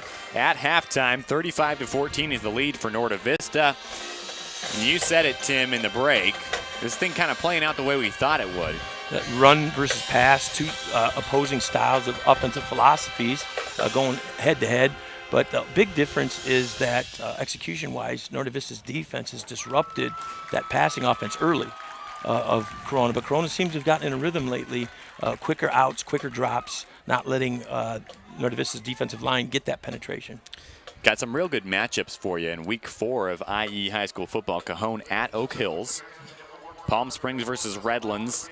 Faux High taking on Eisenhower. Good Fontana matchup there for you. Aquinas versus Notre Dame is obviously the one that jumps off the paper, the Holy War. Aquinas, did Aquinas win last year? Do you know? Are you familiar with that? I believe they did, but Notre Dame in a different league now, which makes this matchup a whole lot more interesting. Notre Dame part of that Rain Cross, the league with the 14 schools in it, and they're the smallest school by far in that league, but very competitive. Redlands East Valley coming off a big win over Heritage. They'll take on Norco. Palm Springs and Redlands, like we mentioned. And that Big 8 league is really shaping up to be a battle at the top. Norco off to a 3-1 start, I believe, playing some very good competition. Valley View versus Centennial. Not sure how much of a game that's going to be, but we will see Centennial against Santiago on a Thursday night on the Inland Sports YouTube channel. How about Marietta Valley at Oaks Christian? Perennial powerhouse Oaks Christian. That's quite a matchup for Marietta Valley. And, of course, Elsinore taking on King. So lots of good matchups. We'll have all the highlights and scores for you. Pep Fernandez hosts IEMG Sports Weekly Live every Friday night at 11 p.m. over on the IEMG YouTube channel. Well, Tim, sometimes you need to get your oil changed on your car. It's a necessary evil. And I am due. I'm overdue. I got to get into Spoiled here really soon. You got to get to Spoiled Quick Quality Oil Change on Alessandro Boulevard in Riverside. It's just off the 215 freeway. You'll spoil yourself and your car at Spoiled. Give them a follow on Instagram as well. Hey, Ken Sporting Goods has been around, well, since 1976, and they've been doing it the right way since then. Letterman's jackets, uniforms for your entire team, entire business. They're #1 for sporting goods in the Inland Empire. Check out Ken's Sporting Goods in Norco and visit them online at kenssportinggoods.com. If you're in the market for a car, truck, SUV, make Catalano Motors in Corona your first stop. They have weekly specials, so you're going to save thousands of dollars. And if you mention the Inland Sports Show, you'll get an additional $500 off. That's Catalano Motors in Corona, off Temescal Canyon Road. And visit them at the .com, which is Catalano Motors, or Catalano Cars, that is, .com, CatalanoCars.com. Athletes from all sports and all levels are going to Boost Performance Training in Corona with Coach Ray Bass. Check out their strength and speed classes and become the explosive, dynamic athlete you always dreamed of. And follow Boost on Twitter. I wonder if Boost Instagram. could make me the athlete I used to be. I think they might be able to. I've heard Ray Bass has got a time machine in the Boost Performance Training Lab. You can also hit him up online at boosttrainingsystems.com. Hey, if you'd like to advertise with us during our football broadcasts or the all-new Inland Sports TV show, simply shoot us an email at inlandsportsshow@gmail.com. That's inlandsportsshow@gmail.com. Just a few moments, and we'll get back to action in the second half. 35 points for Norte Vista, 14 for Corona in the first half. When we return, more IE high school football right here on the Inland Sports YouTube channel. That's Tim Hatch. I'm Colin Holt, and we'll talk at you on the other side of the break. Time machine, good one.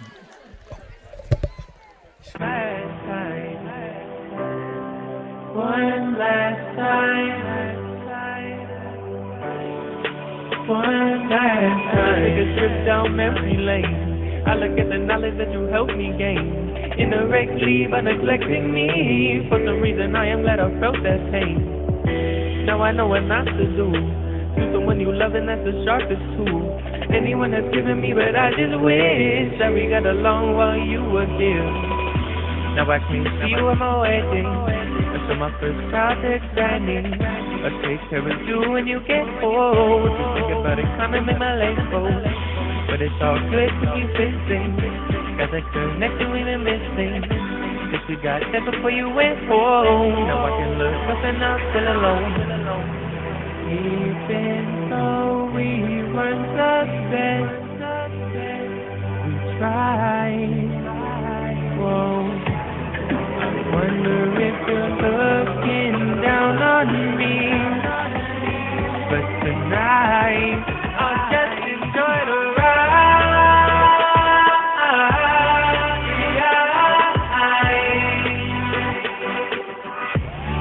And love myself tonight.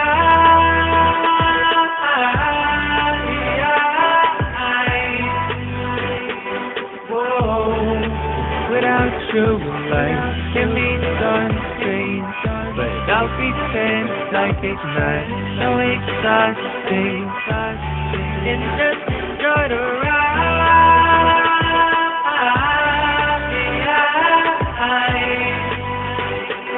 Whoa, one last time.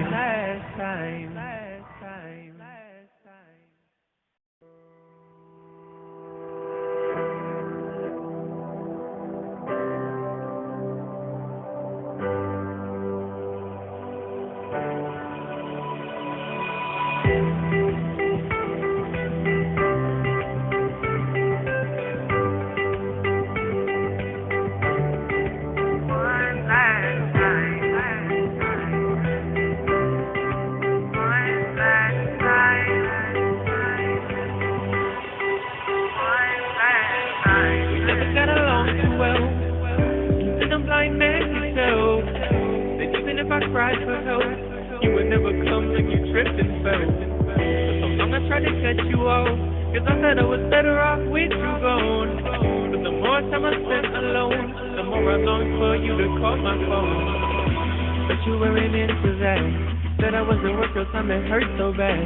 I was forced to accept that though, and never thought I'd care again, oh no. So here I am in the hospital, holding your hand before you go. I know it's the worst thing I've ever felt, but still I wonder if I should be crying, no. We've been so we weren't the best. We tried, whoa.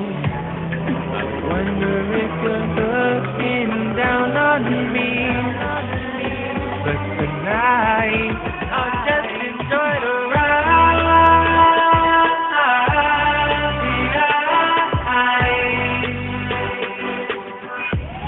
And love myself tonight.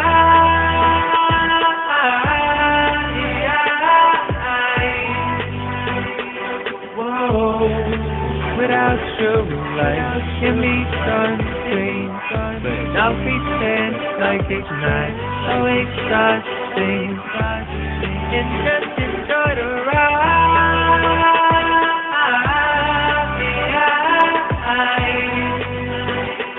Whoa, one last time. One last time.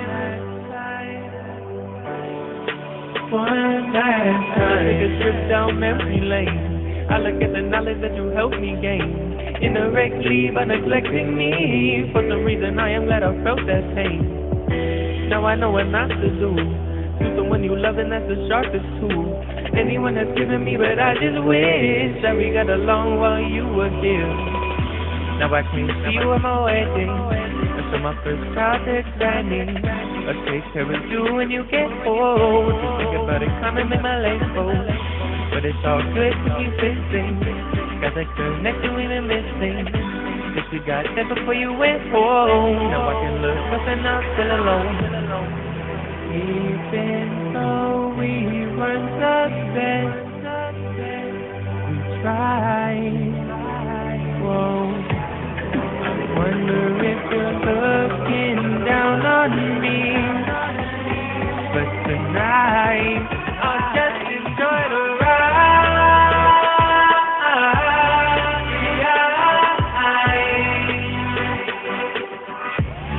And love myself tonight.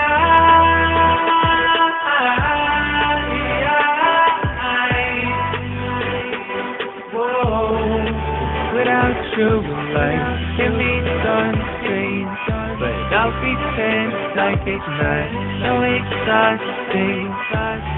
And just enjoy the ride.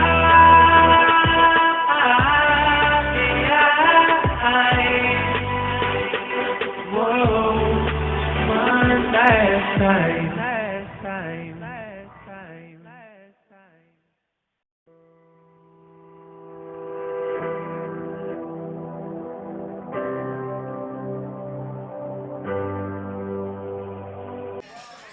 And welcome back. Zacharup Stadium. We're in the press box. You guys are listening at home, and we appreciate that. Norte Vista on top, 35-14. I'm Colin Holt.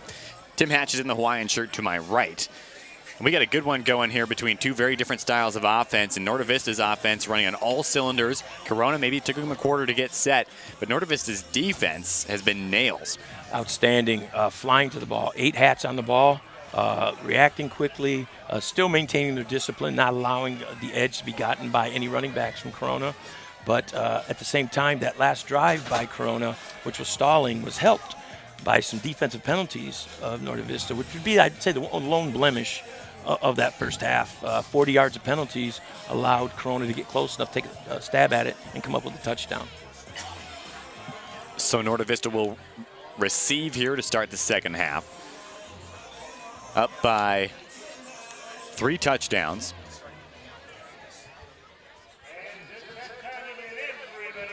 One returner deep for Norte Vista.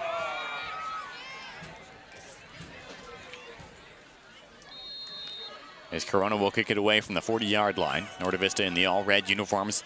They will go left to right. Onside kick to start off the second half. Loose ball still bouncing around as it goes back towards Corona's own goal line. Norte Vista says they have it, but that was a real risky play. If you're Corona, what a way to start the half to keep that momentum on your side. But for a Novi, if the ball comes near you and you're in that front line, you just cover up. You don't try and catch it. You just, they call it prenatal. Grab it, get down, and obviously there's a reason they're in the front line on a kick return. So Norte Vista survives a scare to start this second half. That would have been a big momentum swing if Corona had started with the ball in this half, but Norte Vista able to hang on despite bobbling it on the first attempt, and they will have real good field position, 1st and 10 from the 41-yard line. That's one of those moments. Wipe the forehead and say, we got away with that one, and then talk to your front line of your kick return and say, next time, cover up. Heavy package for Norte Vista. They'll pitch it straight back. This is a lane. Now he cuts out to the right side, near sideline. He's finally run down by a Corona defender, and that will be a pickup of about 8 on first down. So a real good run play, which we've seen a lot of those this evening.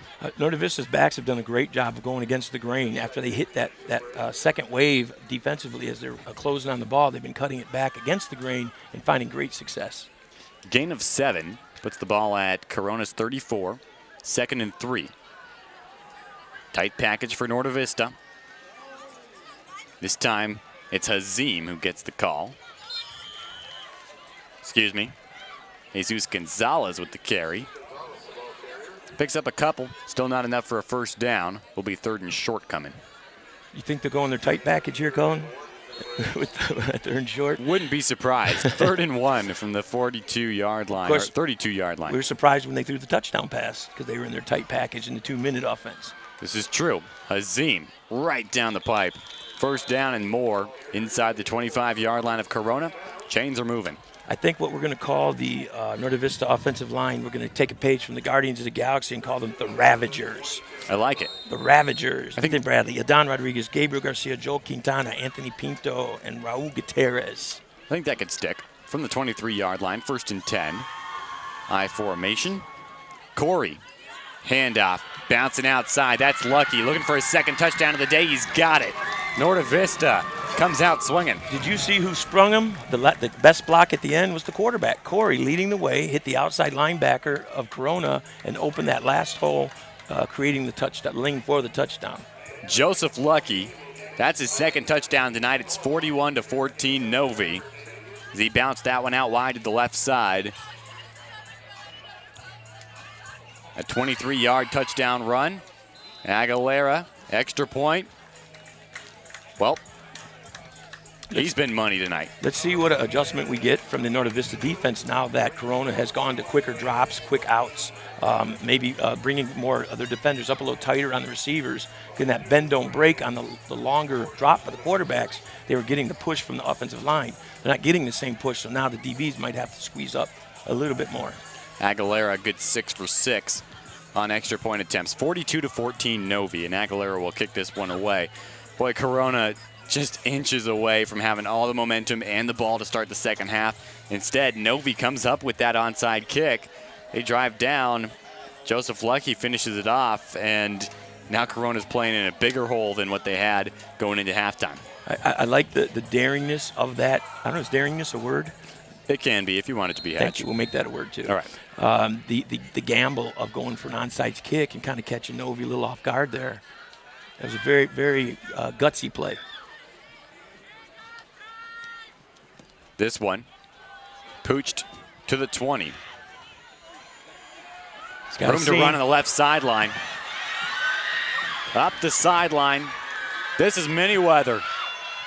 10-5, touchdown. Panthers on the kickoff return. Norte Vista's saying there's a flag down. I don't see it, but Novi seems convinced that it's coming back. And there it is. The flag is about the 32-yard line. Boy, what a run from Miniweather, though, showing off the Jets on the left sideline. Maybe that's why we see why Norte Vista's been pooching to the middle of the field away from him. It's a very explosive play, and I believe he's only a sophomore. Yes. Just 5'8", 145. Lots of movement, though, on that little frame. What appears to be the reason he had the crease to the opening to run was an illegal block. Boy, and that just sums up the night for Corona. Good plays, just right there. And some sloppy mistakes, some sloppy penalties, and that's why it's 42-14 when their offense, when it's running well, has looked superb.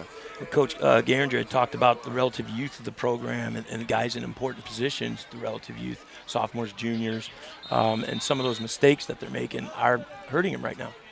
1st and 10, now from their own 22. Screen pass. They go near sideline with it. Big collision there.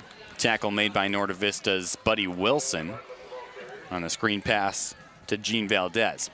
Good block by Keon Gibson getting out in front of that play to create a few more extra yards for the receiver. On the Corona side, that Keon Gibson's been very impressive. For his size, he is listed at 6 foot 160, but he plays stronger than that. He stiff arms well. He creates openings, a lot of yards after the catch. A tough interior receiver.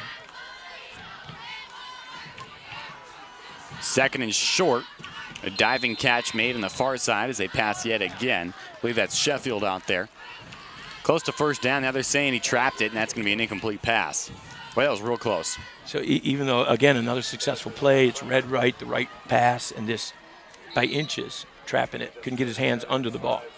9:24 on the clock. A 4-touchdown lead for Novi here in the 3rd quarter. And Corona has done a nice job so far alleviating that pressure with the quick drops. 3-step is the farthest he's gone so far in the last couple of possessions.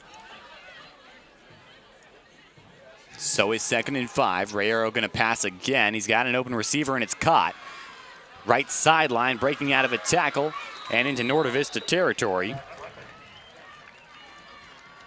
A real good play by Jordan Miniweather out there. So Corona's catching Norte Vista, playing off the receivers a little bit, creating a window for him to throw to on the quick throws, and then they're creating yardage after the catch. 47-yard line of Norte Vista. 1st and 10 coming for Corona. So when you're in a press man coverage, the corners come up and they hit the receivers off the line to kind of get them off their timing, off their routes. But in the zone, they back off and they give them room to run their routes. And right now, Norte Vista's in the zone. Rayero in the shotgun. One back set, doubles formation with a wing back on the right side of things. Far hash. Whistle comes before the snap. And this could be delay of game against Corona. And if you look at the defenders lined up with the receivers on our side, they're 10 to 12-yard cushions on the receivers right now. And it is. Will be 1st and 15 as we go back to Corona territory. Now from their own 48. They might come back to the play they ran earlier, the pick play with Gibson running his route to set a screen for the other receiver on a bubble route. It's been their best play so far. 8.5 to play in quarter number 3. Shotgun snap, Rayero. Pump fake. He gets swallowed from behind. Still able to get it off. Just a little bit too high as he airmailed it to Keon Gibson. You know, you got to tip your hat to the quarterback there, standing in there under that fierce rush, and they hit him again.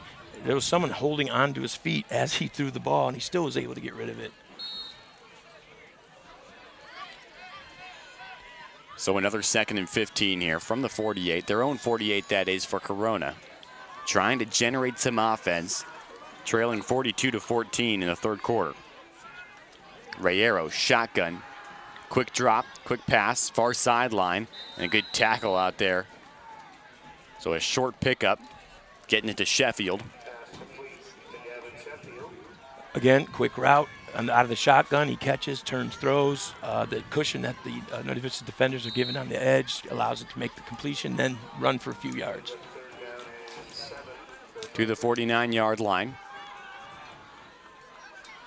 3rd and 7. Into Norte Vista territory. They'll pass again. Rayero airs it out, going for it all left side. Gibson has it go off the hands. He was double teamed. And that's a big 3rd down play that will likely bring up a 4th down attempt by this Corona offense. Very well covered by Sebastian Gonzalez. And number 15, Buddy Wilson. Love that. Buddy Wilson. What a great name. Andy Martinez, the defensive coordinator, says Buddy Wilson is, quote, a field general as a defensive back for Norte Vista. 3rd and 7. Offense is still out there. Rayero. Shotgun. One back behind him. Hard count. Nobody jumping for Novi. So here comes the audible from Rayero. They're going to have to snap the ball quickly. 3rd and 7. Here it is. Rayero. They're going to go right back to Gibson. Turns around and hauls it in over Sebastian Gonzalez, and a flag at the end of the play. But Keon Gibson, an athletic and acrobatic touchdown catch to open the scoring for Corona, makes another great grab with Sebastian Gonzalez in his face. He was well defended. Gonzalez was all over him like a cheap suit from a thrift store, and he was in his face. He reached over Gonzalez to make the catch. Impressive catch. Too bad Kono's not here to film that. Back in the day, that was referred to as getting mossed in reference to the great Randy Moss. Sebastian Gonzalez, as good as he has been tonight, just got mossed on that play. And a big 1st and 10 for Corona with a little extra something added on the end after the personal foul that's going to go against the Braves. So again, a penalty, sustaining a drive or adding to a drive. On the Norte Vista side, guys going to have to dial it in a little bit. 1st and 10 from the 12 for Corona. Their offense is clicking again like it did late in the 2nd quarter. Rayero. Shotgun set for him. Got 2 receivers to each side. He'll pass it. They go to Gibson on the screen. Pile on. He's out of bounds, short of the end zone. Rayero was absolutely crushed on that play. I don't know if you saw it, Colin. As he threw it, the defender leaped to block the pass and ended up landing on him and just took him down. It was a legal play, very clean. But, again, that's got to be in the back of his mind as he's getting ready to throw the ball. 7.5 to play here in the 3rd quarter. Bring up 2nd and goal from the 4-yard line. Excuse me, 1st and goal from the 4-yard line. Rayero. One back set. Shotgun snap. Quick pass. They go back to Gibson. Ooh, he had a good shot at it. Gonzalez versus Keon Gibson all evening is a show that's well worth the money. I think they found a matchup that they're trying to exploit, because that's the 4th straight pass they've thrown to that side and in Gibson's direction. But he's being very well defended, as good as could be, even if he mossed a defender. Ball on the near hash for Rayero and the Panthers. 2nd and goal. They'll hand it off. Bartlett stumbling forward near the goal line. He's going to be just short. Maybe at the 2 or 3 yard line is where they'll spot it. Clock running down to 7 minutes to go in the 3rd.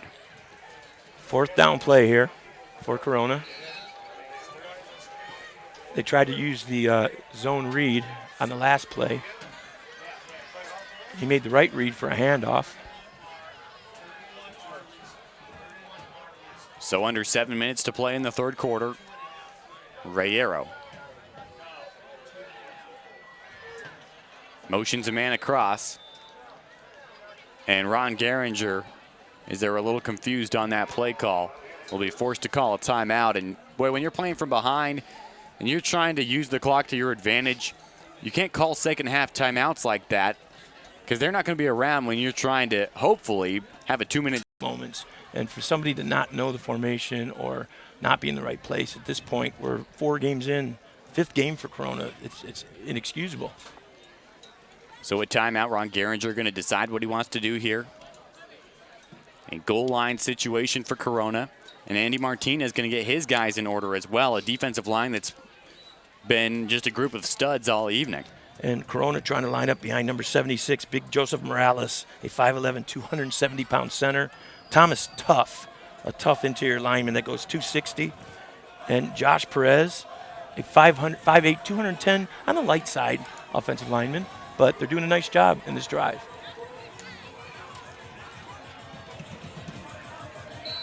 Two receivers to the right of Rayero.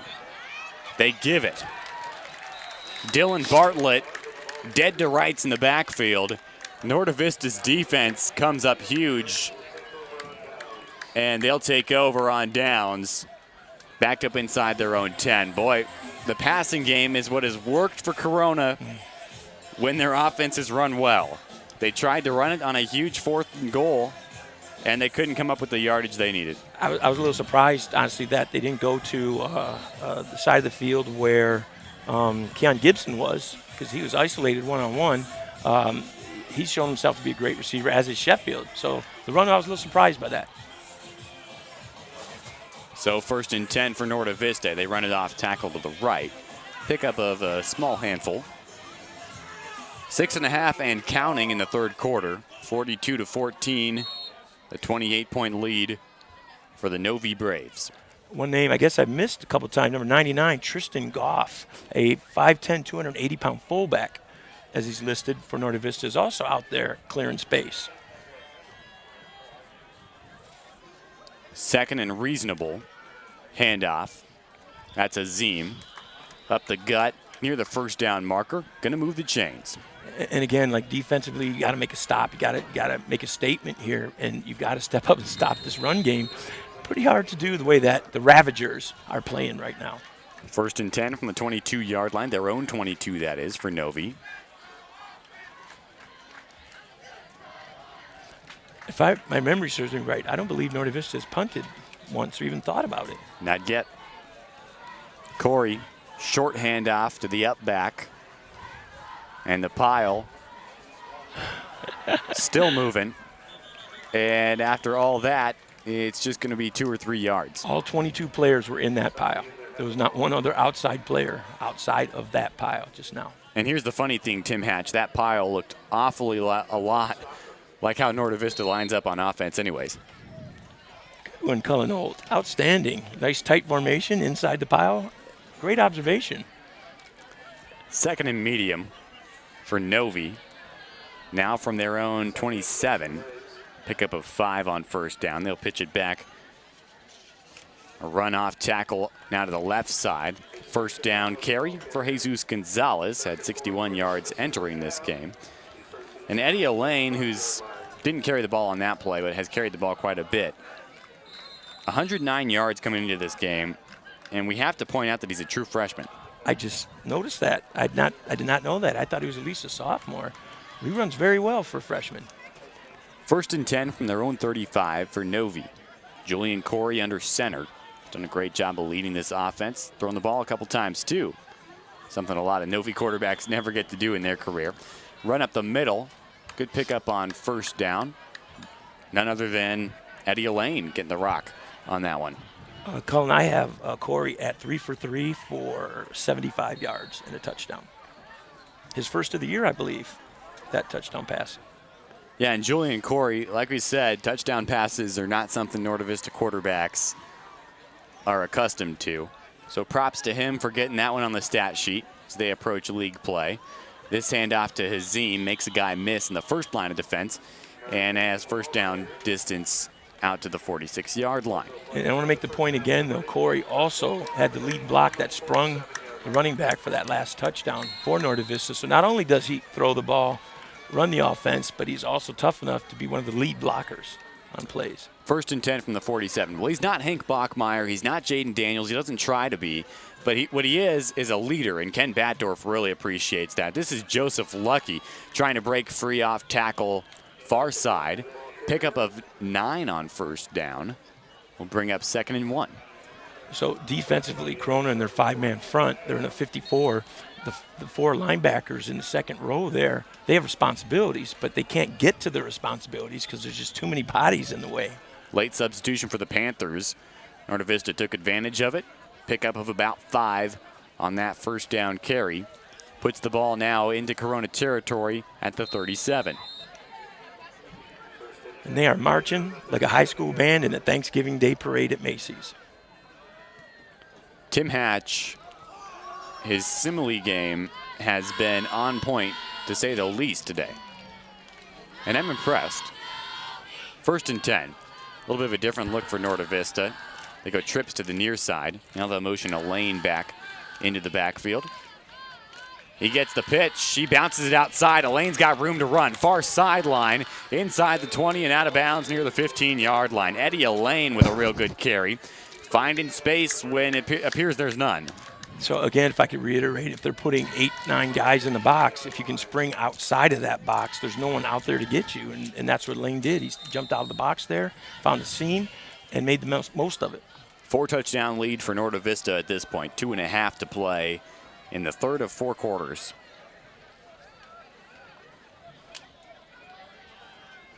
Julian Corey under center, I formation. Snap.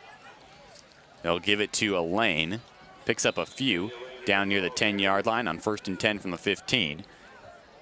And again, to repeat that, they're doing all this offensively without Chris Malesio. And we have to keep revisiting that because as good as this committee of running backs has been tonight, Chris Malesio is a key piece of this team. And the fact that they are up 42-14 on a team that's 4 divisions higher than them without Chris Malesio, that's impressive, and it's imperative that we keep revisiting that because that really is the thing that jumps out to me in tonight's game for Norte Vista, and they're driving again.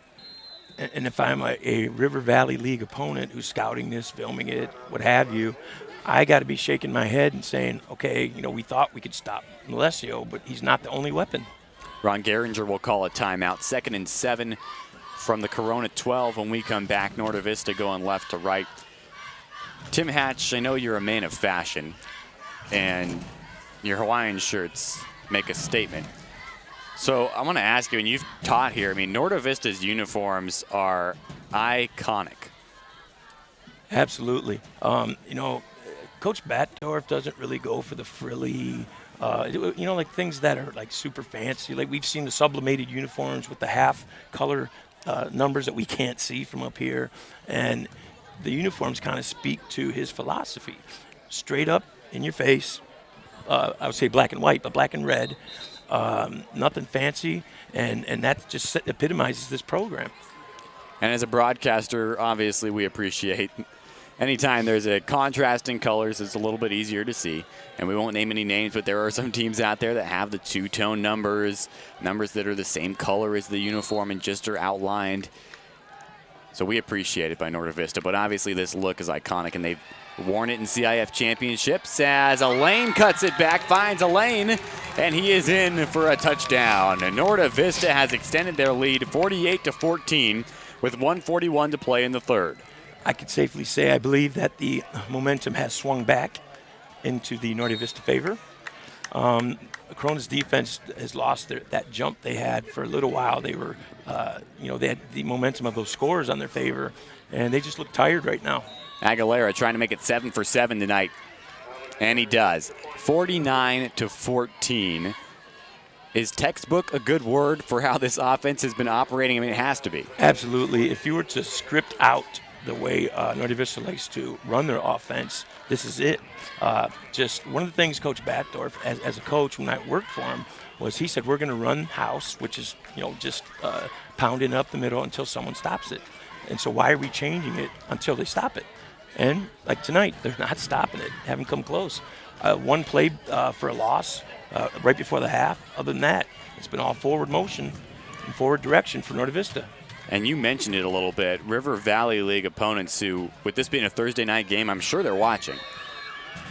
They got to be shaking in their boots because this looks like the Norte Vista team that went to a CIF championship and played Ron Geringer's San Gorgonio team.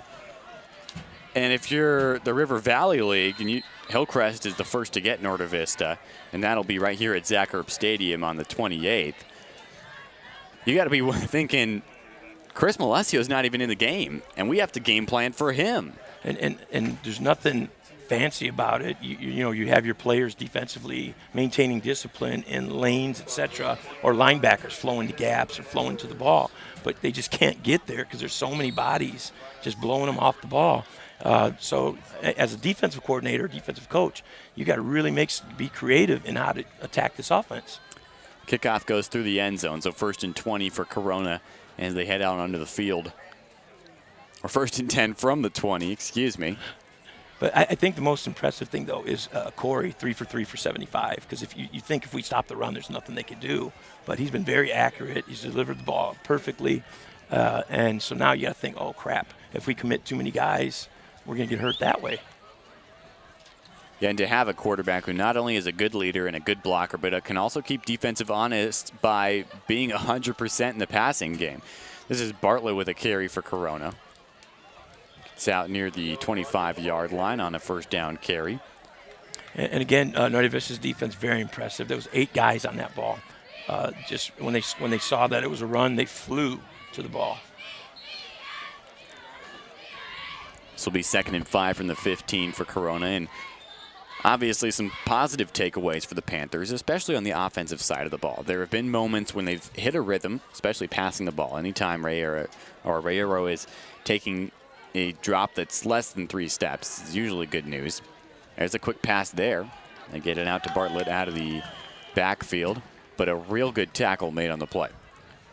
By our friend, number 7, Sebastian Gonzalez for Norte Vista. And he pressed up tighter that time on coverage for Gibson, which led him right into the play. Gibson was supposed to screen him on that, but he read it very well. Well, and when Ken Batdorf told us that he would have won 6 more games last season if Sebastian Gonzalez had been on the field, you know, it's kind of hard to believe, but seeing Gonzalez play and the way he's matched up against a very good Keon Gibson especially, and then offensively Gonzalez is contributing as well. I mean, I believe it. Clock running, 20 seconds to go in the 3rd frame. Near hash play, Rayero, slant, and it just bounces right off the chest of Miniweather. As a quarterback, that is just so disheartening because he got time to throw finally. If you notice, he had happy feet. He was waiting for the contact, which didn't come. Had an open receiver, hit him right between the numbers, and it's a drop. Xavier Rayero with a bullet pass. Just couldn't hang on, and we'll see a punt here from Corona. And again, tip your hat to Rayero because he's been under fire just all day. Linebackers, blitzes, defensive linemen holding his feet as he's throwing and getting rid of the ball. He's been pretty magical. A magician back there. Punt is away. Lollipopped to midfield. It'll take a Corona bounce, and they're going to let it roll. Hanging around at the 30-yard line, and the 29 is where Norte Vista will go back to work. 4 seconds before the end of the quarter, and then they'll switch sides. I'm going to go out on a limb. I think on this play, Norte Vista is going to run it. Tim, we're talking about Ken Batdorf and the Norte Vista Braves. I think you're wrong. I'm just to be that guy, and obviously the percentages are probably in your favor. Norte Vista runs the ball, and everybody knows that. And everybody knows exactly what to game plan for. And the amazing thing is, year after year, Ken Batdorf and these Braves continue to win football games with it. And again, there's the run. Again, a tribute to him and his staff. Obviously, his staff believes in him, and then that translates down to the kids. Kids are not dumb. Players, teenagers understand if somebody's selling them a bill of goods. I appreciate that, Tim. If they truly don't believe in what they're selling.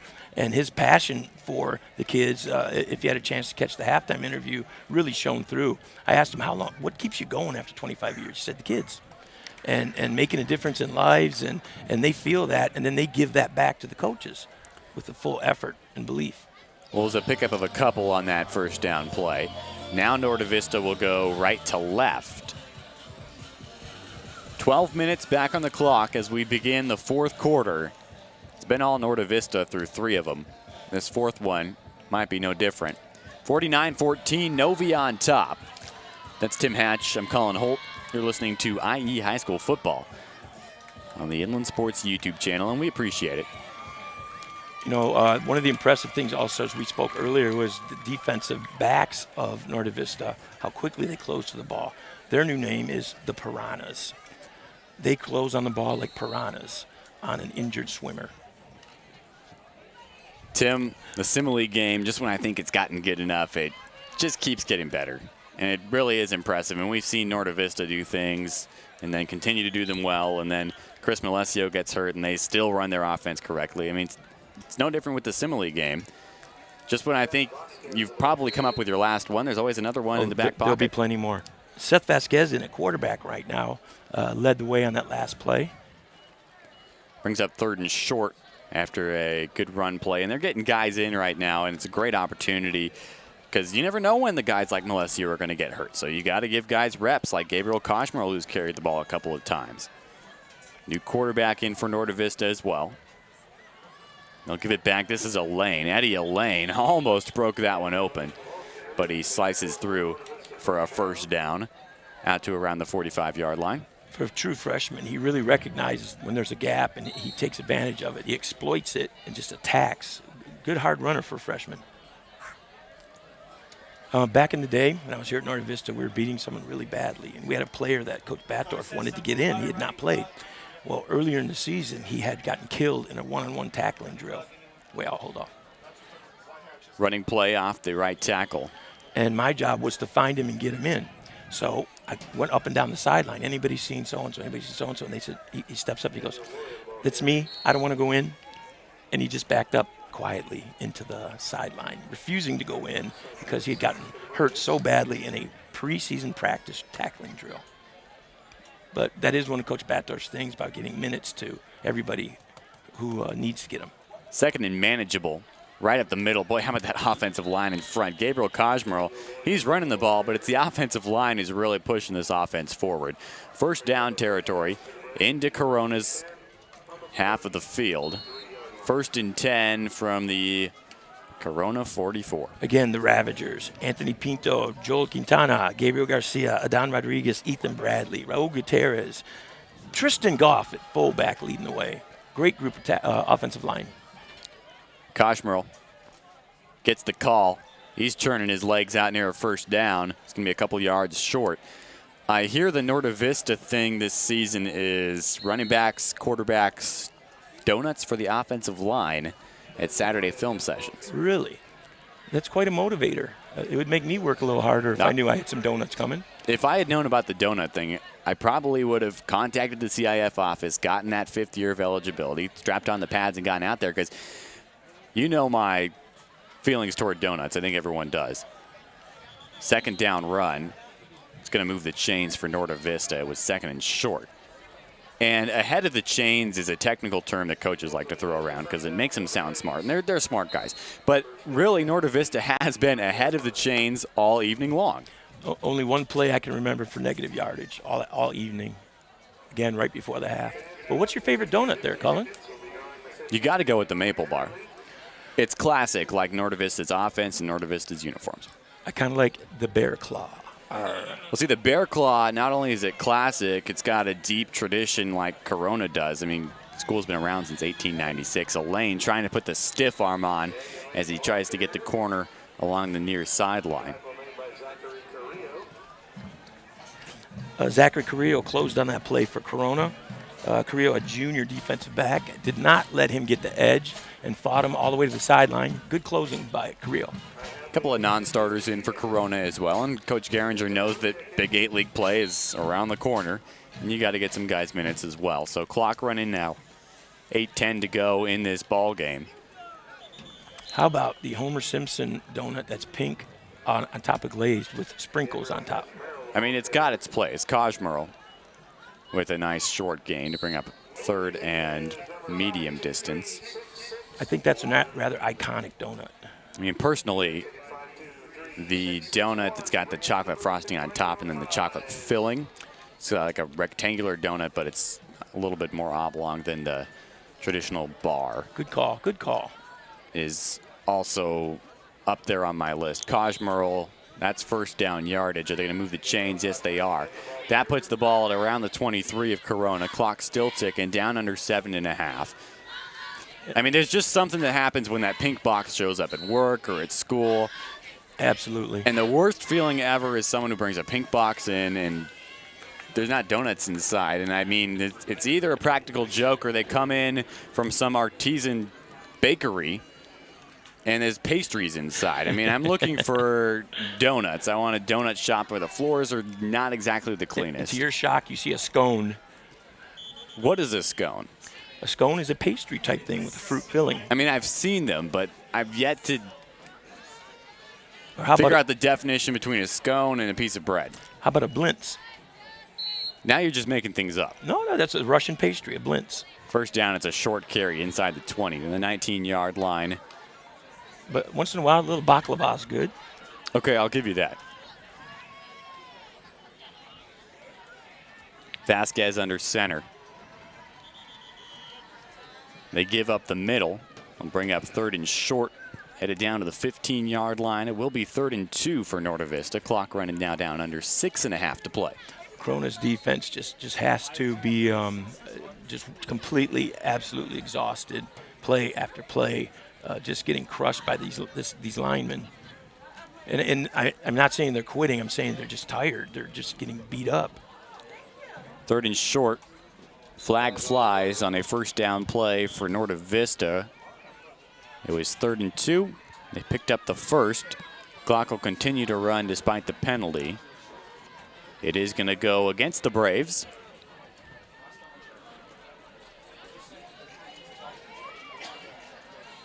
If we were to sum things up, we talked about the textbook way the offense has been run, the excellence of the defense. I'd say the only blemish today has been those penalties that sustained drives. I believe both Corona scores came after a few penalties, or a couple penalties on Norte Vista. So iron that wrinkle out, and they got a pretty good-looking team. 3rd and manageable, and we've seen La Sierra as well. And some good matchups coming up in the River Valley League. Norte Vista is not going to run through the River Valley League again this year like they have in the past. I mean, obviously last year was kind of a fluke as a lane. Nothing doing, trying to get the corner on that far side. But, I mean, Norte Vista hadn't lost a River Valley League game in quite a while until they ended in a 5-way tie last season. And then it's going to be tough again this season. I mean, you got Ramona in the mix as well. Coming off a 42-12 win against a pretty decent Arlington team. Patriot at 2-1. Now, we've seen Arlington in their game against Tarupa Hills, and Arlington's nothing to scoff at. And here's a field goal attempt. Aguilera 7 for 7 on PATs. A long field goal, it's blocked. Ball's on the ground, and Norte Vista will fall on it. 4:25.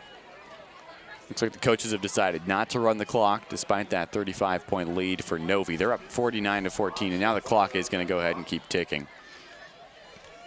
I can't say enough about the interior line, the Ravagers for the Braves. I'm going to talk to Coach Batdorf after the game, let him know that's their nickname. Again, named after the Guardians of the Galaxy movie. The Ravagers would go into areas and just clean out their opponents and take whatever they wanted. And today, the offensive line, Norte Vista, took whatever they wanted. Running backs weren't being touched to 4 or 5 yards past the line of scrimmage. 1st and 10. On the 31-yard line. Now, there's a pride thing here that defensively, Novi doesn't want to give up another score. So their guys are probably pretty fired up about keeping things going the way they've been. Early pressure. Rayero still in at quarterback. Big hit. And that pass hits the ground incomplete. Sheffield was the receiver, intended receiver. But when you get hit once like that, you get those alligator arms. So as the ball comes near you, you tend to not reach out. You become a T-Rex.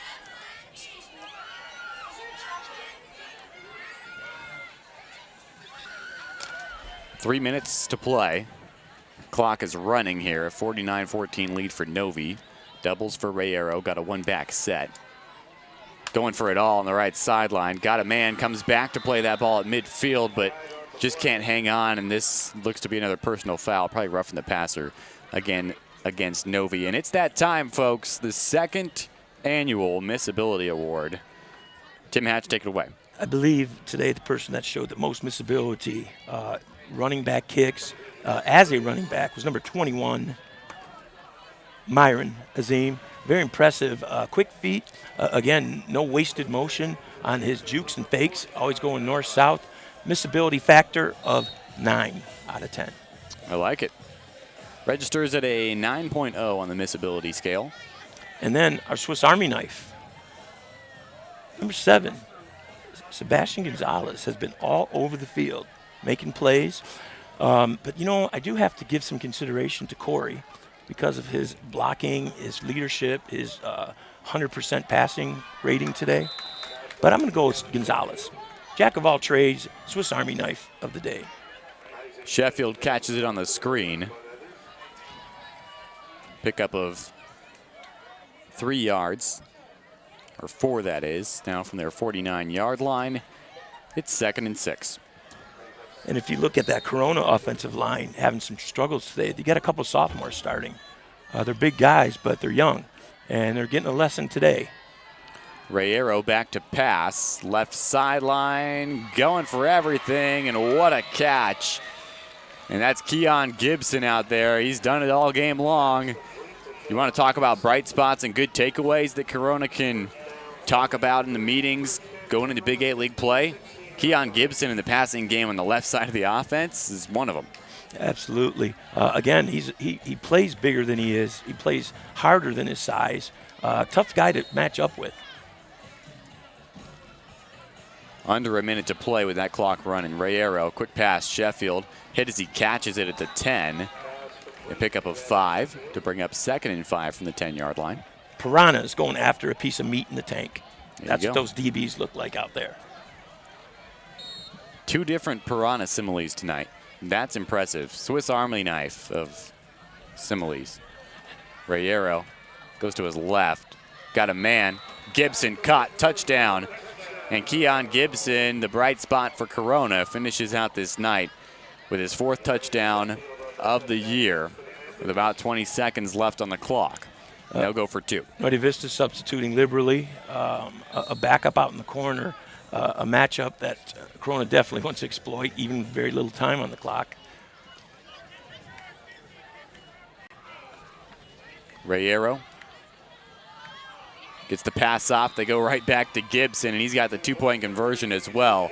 So a total of 14 points for Gibson tonight. 19.6 on the clock. Norte Vista will likely receive the kickoff, take a knee, and take a win here. And next week, they'll be at home against Norwalk. For Corona, a bye week, and then Big 8 League play against the Mustangs of Roosevelt. It's going to be a tough matchup. I know Roosevelt is loaded up this year. They get the traditional end-of-the-year game with Centennial this year. It's going to be Roosevelt Centennial. And I don't know how the schedule makers do that, but for years it was Corona Norco, then it was Norco Centennial as the last game of the year in league, and now Centennial Roosevelt. Says something about the talent level at Roosevelt. Padilla will kick this one away. Fairly quick game on the Inland Sports YouTube channel. A 7:30 start, so a little bit later than normal. So we're looking at about 2 hours and 15 minutes plus. Probably going to see an onside kick. Onside kick. Covered up, yes. Tristan Goff is the guy who falls on it. Real good game for him at offensive line. The clock will run. And I'm not sure if Norte Vista is even going to have to snap the ball. We may just line up, shake hands, and call this a final score. I believe you're right, Colin. 3-2-1, Norte Vista wins by a final score of 49-22 here on the Inland Sports YouTube channel. A tremendous game for the Norte Vista offense, and then the defense outdid themselves tonight. Absolutely. I think that the Corona passing attack is really not that bad, but that's Corona or Norte Vista made them look. The pressure from the defensive line causing Rayero to rush passes and not get his feet set. Again, I think the biggest plays for the Corona drives were the penalties taken by Norte Vista's defense. Without those penalties, we might be pitching a shutout today. The next time you need your oil changed, and Tim, I know you need your oil changed. Absolutely. Check out Spoiled, quick quality oil change on Alessandro Boulevard in Riverside, just off the 215 freeway. Spoil yourself and your car at Spoiled. I hear they give out mints. If you're Tim Hatch and you have bad breath, you get 2 mints on the dash. Give them a follow on Instagram as well. Since 1976, that was before your time, right, Tim? much before my time. Absolutely. Since 1976, Kent Sporting Goods has been the #1 sporting goods store in the Inland Empire. They do uniforms for your entire team or business, and they can also do Letterman's jackets. I also heard they do Hawaiian shirts. Yes. So if you want to look like Tim Hatch, Ken Sporting Goods is the place to go. You can check them out in Norco or visit them online at kensportinggoods.com. If you're in the market looking to purchase a car, truck, SUV, scooter, rickshaw like Tim Hatch drives. Segway? Maybe a Segway? Segway. I hear they might do boats. I'm not sure. Catalano Motors in Corona is your first stop. They have weekly specials, so you're going to save thousands of dollars. Mention the Inland Sports Show to get an additional $500 off. That's Catalano Motors in Corona off Temescal Canyon Road, and visit them online at catalanocars.com. Boost Performance Training. Athletes from all sports, all levels, go into Boost Performance Training in Corona with Coach Ray Bass. If you want to work out with Tim Hatch, I heard he goes in at around 10 a.m. Check out their strength and speed classes. Become the explosive, dynamic athlete or color commentator that you've always dreamed of being. Follow Boost on Twitter and Instagram, and visit them online at boosttrainingsystems.com. That's Boost Performance Training with Coach Ray Bass. If you'd like to advertise with us during our football broadcasts or the Inland Sports TV show, simply shoot us an email at inlandsportsshow.com. Speaking of football broadcasts, a couple weeks from now, Huskies, Sharks, Big 8 League, going to be real good. Not going to want to miss that one, so join us right here on the Inland Sports YouTube channel, 7 o'clock kickoff, as Centennial takes on Corona Santiago. We appreciate everyone at Norte Vista for being hospitable to us. Big thanks to all of our listeners joining us on the Inland Sports YouTube channel. This has been an Inland Sports broadcast of Inland Empire Thursday night high school football. Norte Vista wins by a final score of 49-22. They improved to 3-1 on the season. The Corona Panthers, who will have Big 8 League play after a bye week, dropped to 2-3, and they are in Division 5.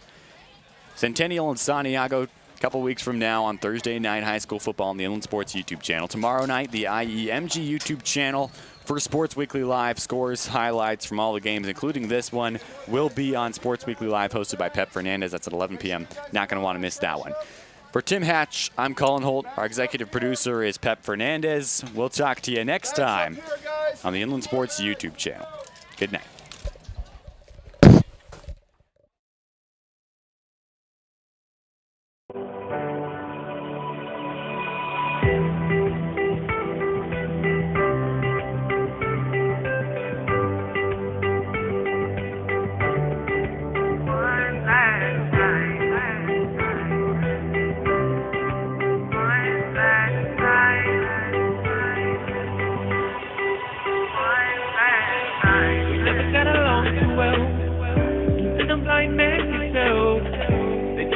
Cried for help, you would never come like you tripped and fell.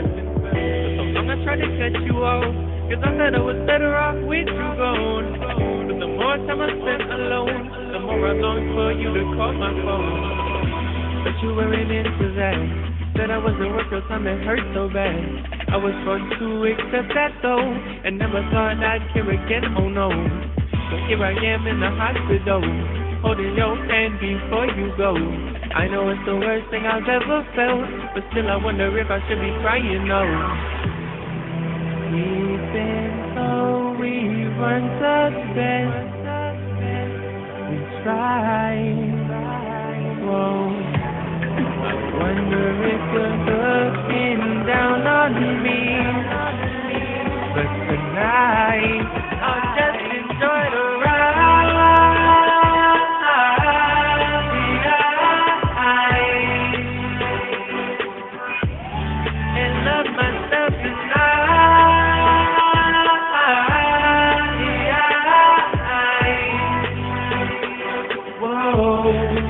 Without you, life can be something, but I'll pretend like it's not so exhausting, and just enjoy the ride.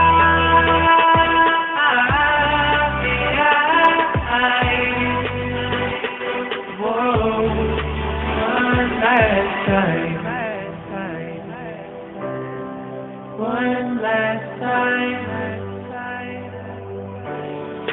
One last time, take a trip down memory lane. I look at the knowledge that you helped me gain, indirectly by neglecting me. For some reason I am glad I felt that pain. Now I know what not to do. To someone you love, and that's the sharpest tool.